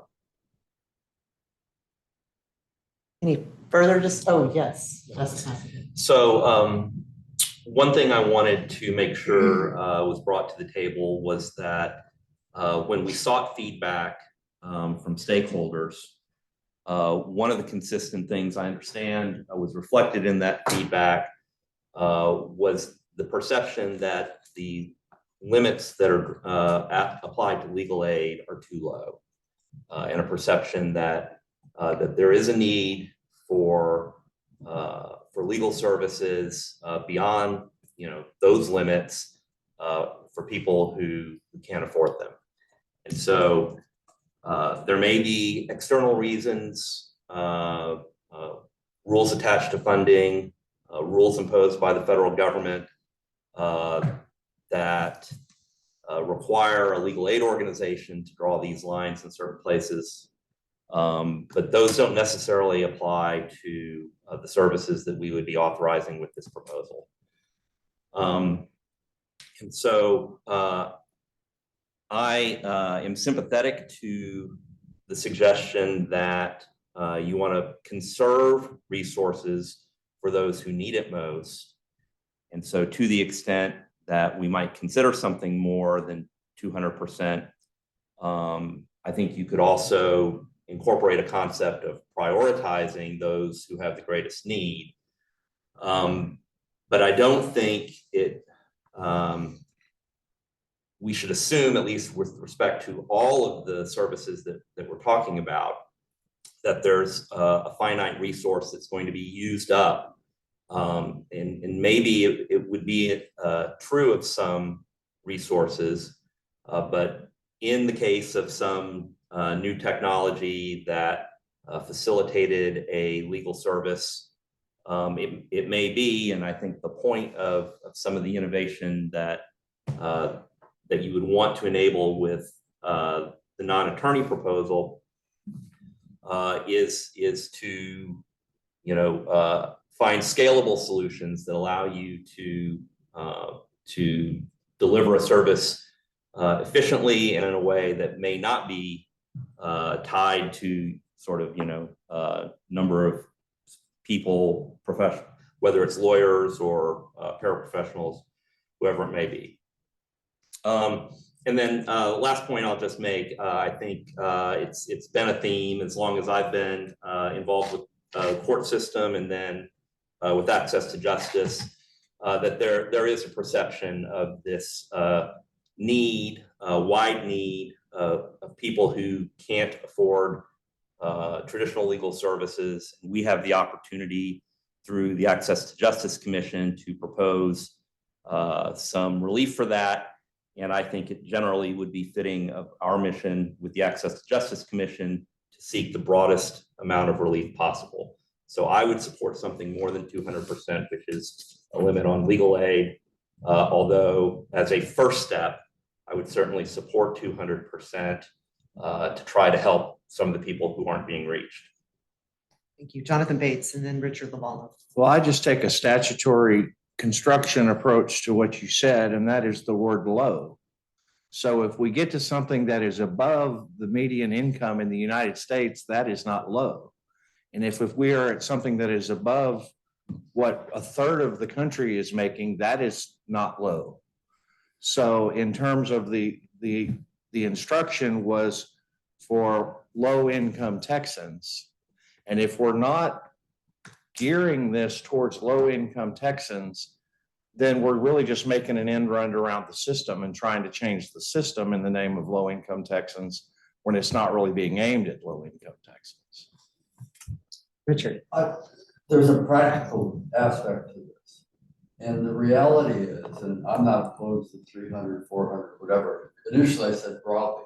The reality is that if we look at these changes where a lot of these paraprofessionals will be working with legal aid programs, then there's restrictions on funding to serve that population. So if the commission or the foundation says, okay, we want it to go up to 400% or whatever amount we want, then you're going to need to expand the funding so that we could represent people that are above 200%. Otherwise, we don't have the money to do it. I mean, my agency does, because we have federal funds and we don't look at income. But there's no other funding stream. I mean, how, for example, the legal aid program that is getting either legal services at 125 or TGF at 200, if you have people 200 to 400 or over 200%, where are we going to get the money to pay them? I'm misunderstanding your comment, I'm sure, because if the rule said you can serve a population, a low-income population up to 300 or 400% with your license, your paralegal license, or with your license as a non-lawyer ownership, but you, individual paraprofessional, work at a legal aid provider that is restricted by funding, then you're just going to serve people within your provider's limitations. Right. It doesn't matter that the rule says, well, you could serve up to 400 people. In a non-provider world, you would be able to serve someone whose income was up to 400%. But in your provider world, you're bound by your employee or employer's restrictions. So you're only going to be able, with your license, you're only going to be able to serve somebody that meets those restrictions. So who's going to fund that group 200, 400%? I mean, that's the reality of it. Where we get money, other than foundations or some other funding. Meaning your entity, your nonprofit does not have federal restrictions. So I can serve anyone. I can Yes. serve a millionaire. But if I were in a legal aid program where I didn't have that type of funding, we would have, I mean, there's times where we have to use unrestricted money that is not federally funded or state funded. And that's a limited amount. I don't know where we're getting the money to pay unless the foundation says, and it's next year says we'll fund services under BCLS or TGF or whatever, where you can serve people up to 400% of the poverty guideline. Then we have the funding to do it. Otherwise, I don't see the money. We don't have the money to do it. And I'm sorry about that. And I hope you do get the money, but I don't know that the rule, like, I don't see how that affects what a licensed paraprofessional who they could serve. If you do find the money, if you do find the person who wants it, would you want to serve the most people or the least people? I mean, like that's really what the question is. Just those that go up to 200%, or would you want to go up higher? No, I'm just saying the reality, you can put 1,000% above, but if we don't have the fund, if you're looking at this legal aid program serving this population, there has to be a funding stream. And without a funding stream, we're limited to the money that we get. And I look at using paraprofessionals to enable us to serve more people, given the limited resources we have. So we can have non-lawyers doing work that lawyers might do. We can serve more people. But I just don't see where we're going to get the money. And I could be wrong. Harriet Myers. I'm gonna ask this as a question, because we all the time are out trying to get people sympathetic and buying into our cause. And we have remarkable response to that in Texas. But credibility is a highly significant role to our success. And when we say we are serving low-income Texans, we better really be able to sell that as accurate. And I think the numbers, when they get high, those that are not so in favor of access to justice as much as everybody in this room is, and many people. But I just asked the question, at what point do you make yourself vulnerable or bring in a question of credibility when you're saying you're going to serve at X level? And I'm not filling in any of those numbers because it's my role to do it. So we've had a lot of discussion about this. It's 2:46. Our goal is to end at 3. We have one additional discussion item for Justice Massengale's project. So unless there are further comments, discussion, we'll go ahead and take a vote. Okay, so All those in favor of the motion by Jonathan Bates, which is to adopt the scope of practice subcommittee definition of 200% of the federal poverty guidelines with the clarifying language noted in the footnote from the statute, say aye. Okay, all those opposed, say nay. Nay. Nay. Okay, we're gonna have to take this down a little bit. So so you're voting in this, Lisa, as, Or am I not supposed to? I don't think unless we need to break a tie, Oh. I don't think you should. That's just my. Well, two I cents. just let my voice Sorry. be known.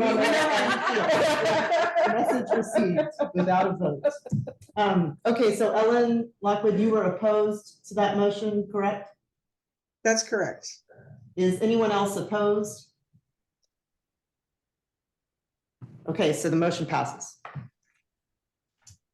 Now we have one more discussion item, and I'll turn it back over to you, Justice Macedo, for that. Sure. So just a small housekeeping of loose end.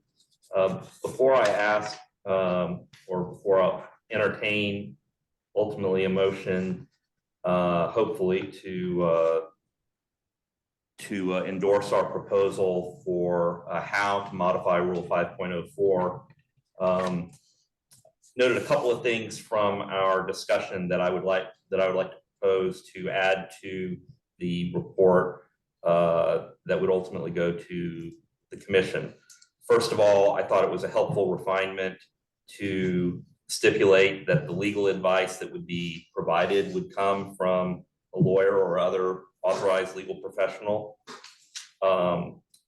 To also include, which I don't think is already in there, that we think the advisory board to the JBCC should be composed of at least a majority of Texas licensed attorneys.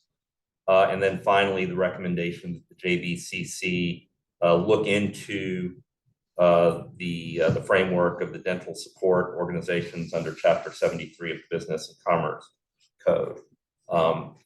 So then with that, the remaining issue is whether and how to propose that that firms that would be approved to provide legal services under the exception to Rule 5.04, how they should be evaluated to determine whether or not they adequately provide their services to low-income Texans.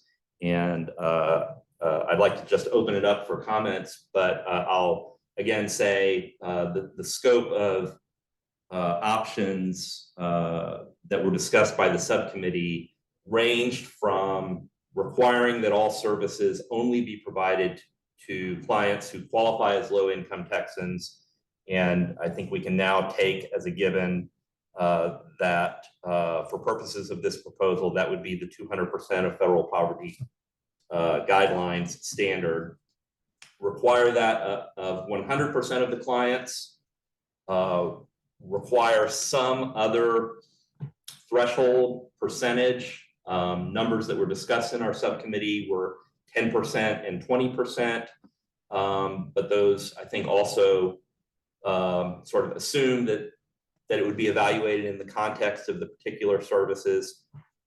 And then the other end of the spectrum would be to leave it more open-ended and give the JBCC flexibility and discretion to evaluate each applicant individually and make an assessment of whether on balance the proposal was likely to expand access to justice by providing services to low-income Texans. So sort of within that spectrum of approaches, I really am interested in the thoughts of the working group. Erin. I'm kind of think of it. Y'all did a lot of work on this, and I really do appreciate it. I'm opposed to it, and I'll explain why. It has to do with work that I was invited to participate in with Stanford, and a project they called the Fair Filing Project.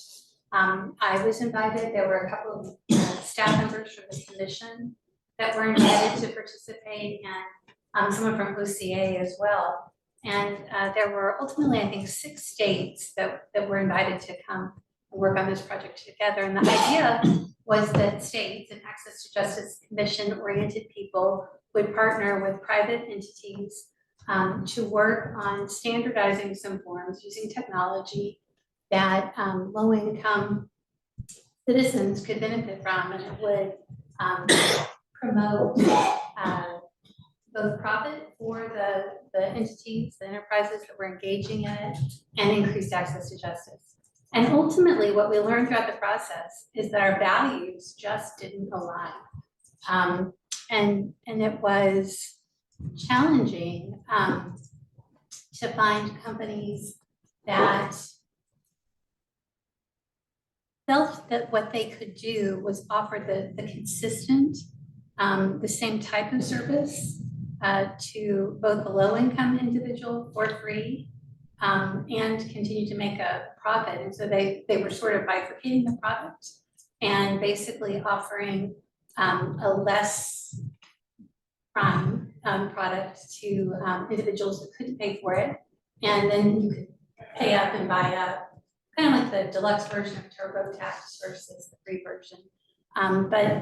But they were using our forms, our work product to do that. You know, that the Legal Aid Community, the Access to Justice Commission, and different task forces had put together. And it felt uncomfortable, I think, to us that our work product would be used to earn profit, but not be offering the same level of service to the clients that we serve, that we created the documents for in the first place. And so I think that's my experience with this. And that's why I'm very skeptical of it being a more successful endeavor. We worked on the project a little over a year. And when was it again? Just this past year. Just this past year. And they're reformatting it now. They're Doing going- something different. They're gonna do something different.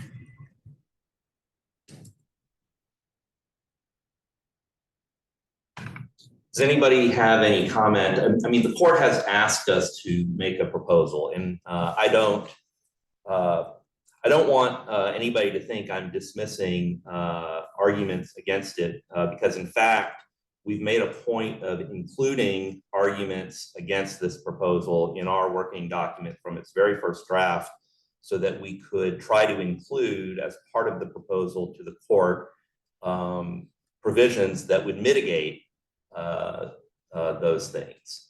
But the bottom line is that the court's asked us to study this and make a proposal. And so just saying I'm opposed to doing it doesn't help answer that question from the court.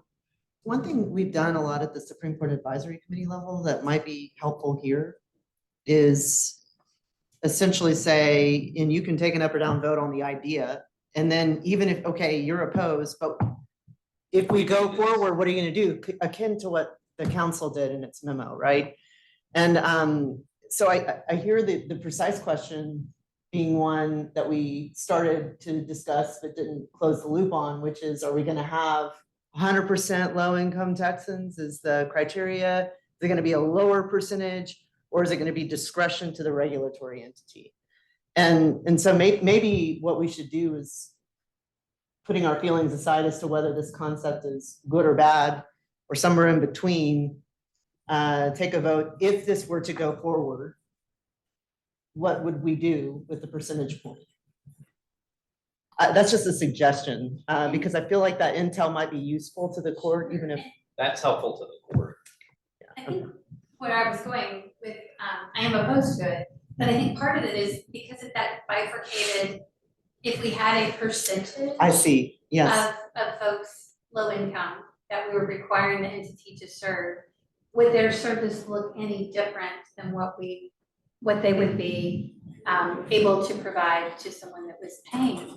And that's the part that really. So does that, well, sits uncomfortably. okay, so number one, is it better for you then to view the proposal as one that would be confined solely to clients who met the definition of a low-income Texan? I think either solely, or if it's not solely, that the product is the same, that they're not changing what they offer a low income person versus what they offer someone that's paying for it. That's the part to me that's important. Yeah, go ahead. I was gonna also wonder if, as a part of all of these recommendations, that we consider that we are entering into fields that haven't been plowed before. So can we consider what is recommended and maybe initially implemented even as incremental? So that it's not that we're saying this is what we're doing and that's what we're always going to be doing, but if part of the thinking here is incremental development towards 100% service of low-income Texans. So I just thought that as a question I would pose that we should maybe include the thought that some people may not like that. Well, I appreciate that comment, and I think I've always felt that what I understand you to be saying is sort of implied in the idea of a pilot program, and we have expressly said in our report that we anticipate that that the JBCC's implementing rules would be modified over time to reflect the experience in the pilot program. But I certainly think it would be appropriate to include, along with whatever recommendation might be made, the comment that it's subject to the lessons of experience and modification over time as the people implementing this program may determine to be fit. And look, I think we all understand this is ultimately a policy question. It's a line drawing question, and it's going to be a decision that presumably ultimately will be made by the court. They're seeking input from the Access to Justice Commission about what we should do. So we've got to make a recommendation about what the Access to Justice Commission should say about this. So are we just doing the motion on the percentage? That's what I think we should do at this point. 259, what do y'all think? I move that 100% of the services be for Texans that are within the 200%. Sure. Second, is there a second? I'll second it just for purposes of 45 seconds of discussion. Well, we've got Professor Fortney. Professor Fortney.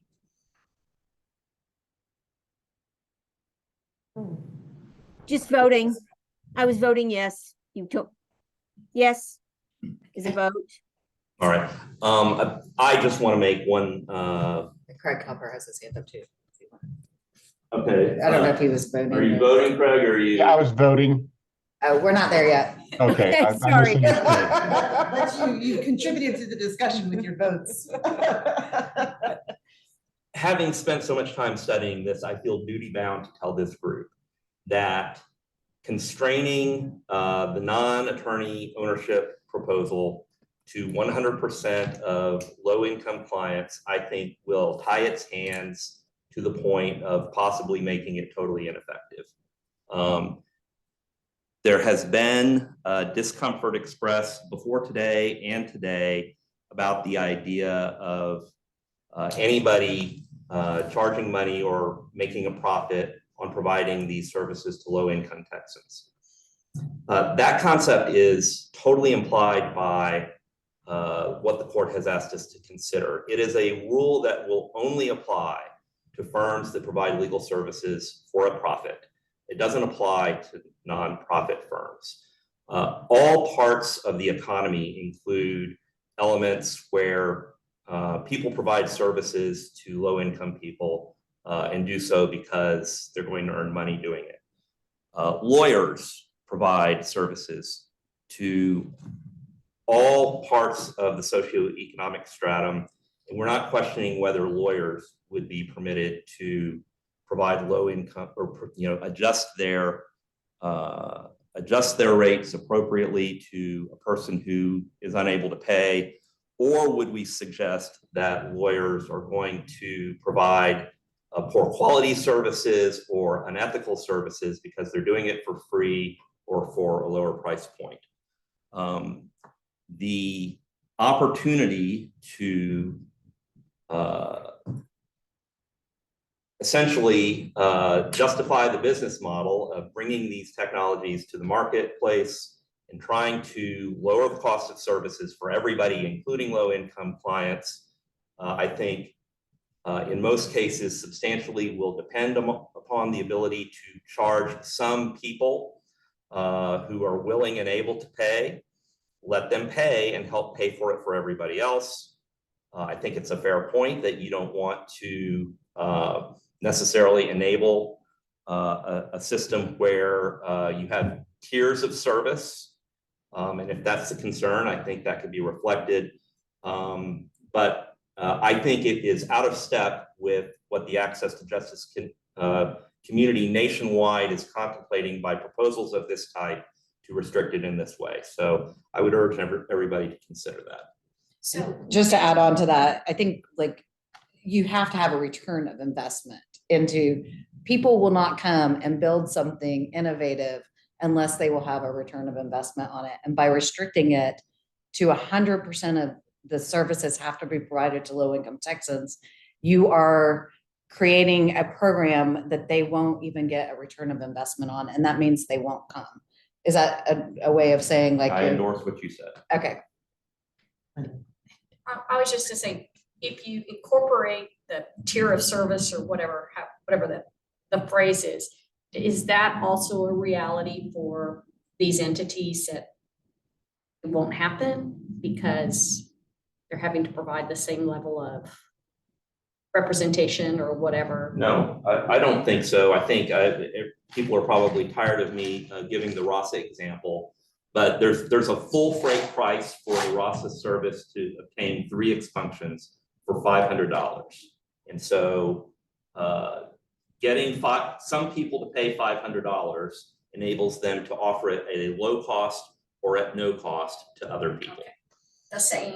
The same service. So maybe that's the, if you want to reach both goals, which is the reality that nobody's going to do it if you're going to make it that restrictive, but everybody will get same representation, then maybe that's. Right. I haven't heard that concern articulated before today. I think it's a valid concern that could easily be included in the proposal. Justice Vice Joseph. Well, I was just gonna say, I think this is an important discussion. It's a shame we're at 3 o'clock, because I think it would be useful to the court to get a sense of where people fall on a range of things, but I know we're gonna start losing folks, and there are some people that weren't with us today. So I respect that there's a motion on the floor, and however y'all want to proceed is fine. It may be useful for the court to get a sense of sort of the top line question, where people are on the top line question of, should it be a percentage? Should it be to the JBCC? Should it be, I forget what the other one you said, Justice Massengale. That would be sort of one question that might be useful for the court to know people's views about. And we can do that here, or we can send it on to the commission with a, here's some options that were discussed and the commission can decide. But however I'm not trying to get in the middle of how y'all want to handle that. I'm just laying some things out that I think would be useful for the court. And one might be, is it a percentage or some sort of other limitation? And then another might be, if percentage, what are people's views on the range? Like how many people for 100%, how many people for 50%, how many people for whichever ones you all think are the best benchmarks for that. Right. Might be useful. Well, I appreciate that. And I suppose one thing we could do is we could formulate a survey to the working group and send it out after this meeting and collect the data. Well, I'll be a rule stickler for a second and say that there's a motion on the floor, and it's the motion of the group. And so I think we've started a process that we should finish. with any caveats that should be incorporated. For example, this is who was there. You know, we could get additional feedback via survey, post vote. But I do feel like because we have a motion of the working group, it should be resolved. It's my 2 cents. As I That's said, I all right. respect it. Okay, Harriet Myers. And I know we're running out of time, but these are so critically important, and so much has been invested, so we could take a minute or two for. One of the questions is, even when you're doing the percentage, there are a lot of questions that would have to be dealt with, like, is it, you did one poor person, and then you did 5 things for a wealthy person. That's 1 to 1, so that'd be 50%. So there are a lot of questions that I don't think we've had time to discuss, and we all want the same result, which is our system to be fair and to actually deliver for the low-income Texans. So I wish we had more time, I guess is what I'm saying. I feel like the survey has been a good tool. What do you think, Justice Busby and Harriet and Lisa and Justice Massengill? I mean, I think if we want to get more feedback, we can do it that way. And certainly people can just send emails, but we could take the vote now and again, with all the caveats about who's here and who's not, and collect additional feedback via survey. And that way, it won't be the same as us sitting around a table, but to the extent there are Present additional. that to the commission also. Exactly. Yeah, I agree with that. We can work on some language. to put into, to solicit more feedback. Mhm. With comment. Yeah, opportunity comments. for comment, yeah. Okay. Okay, so further discussion regarding the motion on the table? All those in favor of the motion, which is 100% of the services going to low-income Texans? Say aye, or raise your hand.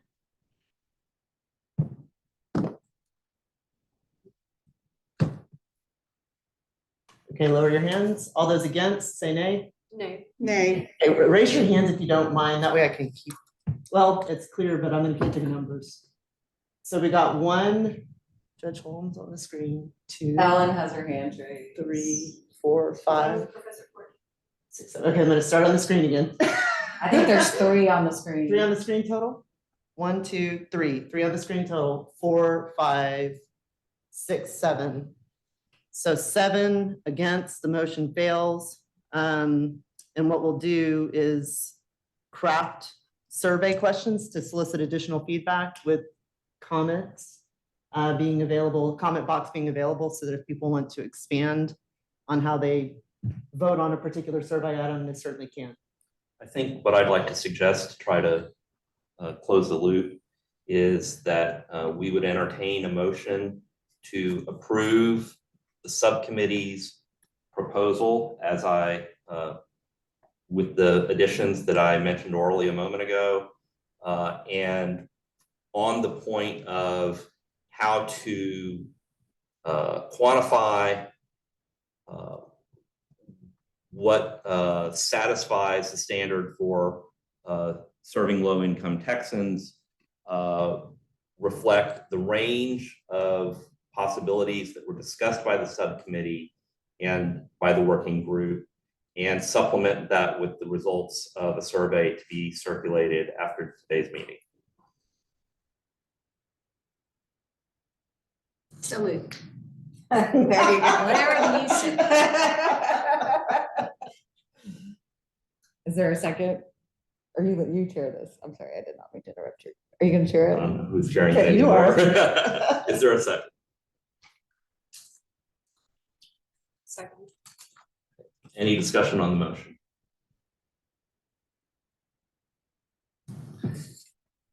Okay, then could I please have a vote? All those in favor of the motion, please indicate by saying aye and raising your hand. Aye. Let's see. How many do we have on the? could you read the motion again, just to be sure? Because I think I'm Yeah. confused. Sure. Sure. So the motion that I invited and received was a motion to approve the recommendation of the subcommittee on the subject of a proposal for non-attorney owned firms providing legal services. With a couple of additions that came out of today's discussion, which I can go over again if you want. Without taking a position on how the firms would be evaluated for whether they are adequately serving low-income Texans, but reflecting the spectrum of options that were discussed by the subcommittee and by the working group, and then to be supplemented with the results of the survey about that. Thank you. Okay, so could I ask the people in the room again, if you're in favor, please raise your hand. I see 2 in the room, and then online I have Professor Fortney. Anybody else online? Okay, all opposed, say nay. Nay. Bates and Miller in the room. Oh, and Upper and see, I have Holmes.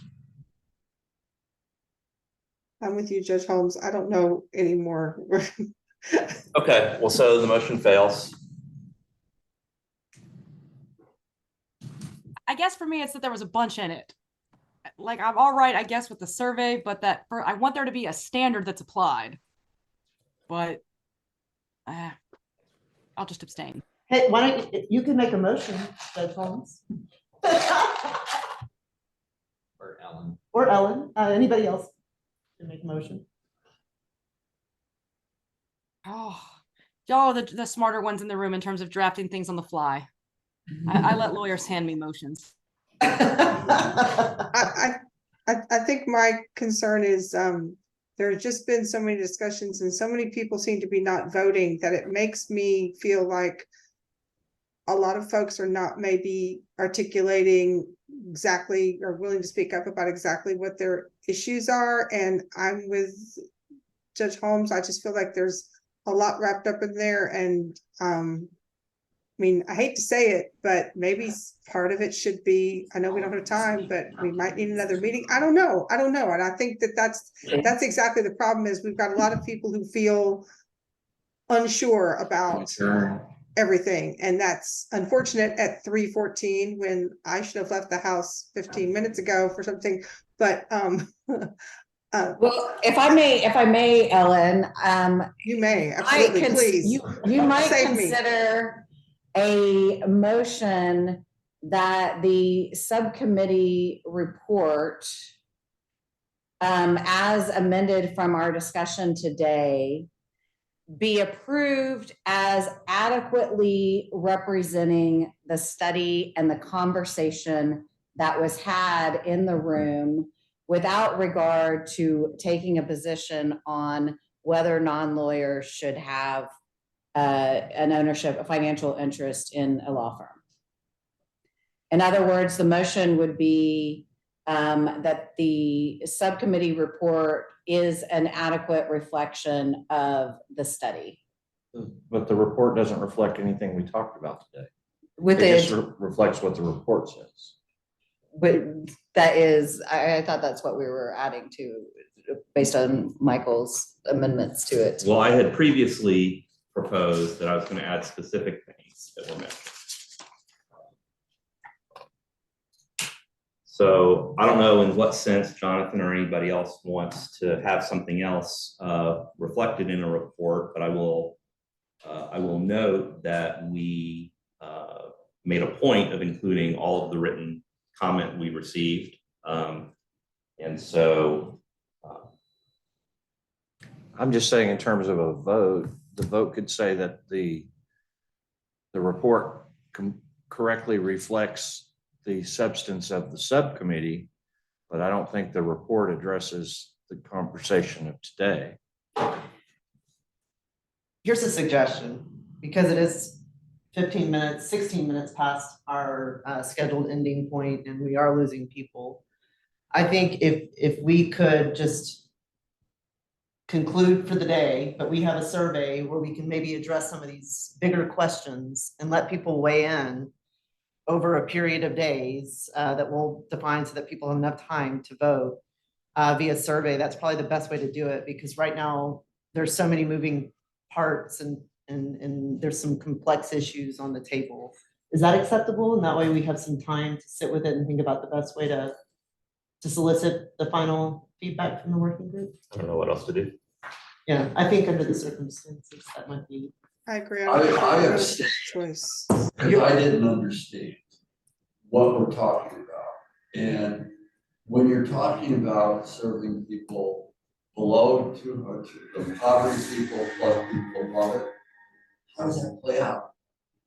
You know, and that's what I'd like to know, that are we saying that if you're poor, you don't pay anything, and that we're gonna be able to provide the service to people that can afford it?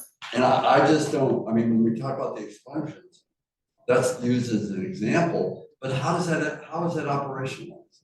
I mean, is the reality, if I came in and I was truly poor, the fee is waived and I get the service? Or is there still an expectation that I pay something for the full amount? And then what are the percentages? So until I get a sense of what we're talking about, I can't vote.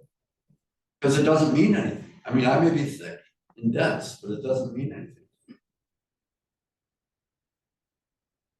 I And think without that information, I really don't know how to vote. how to vote. Right. That makes sense. I just think that's probably the best way to go under the circumstances, is give us time to sit with it, craft some survey questions and solicit further feedback when people have time with additional content in mind.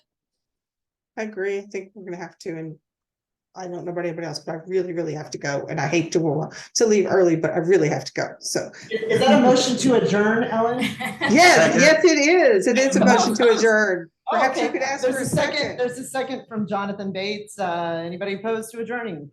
Okay, we're adjourned. Thank you, everyone. Thanks. Thank y'all.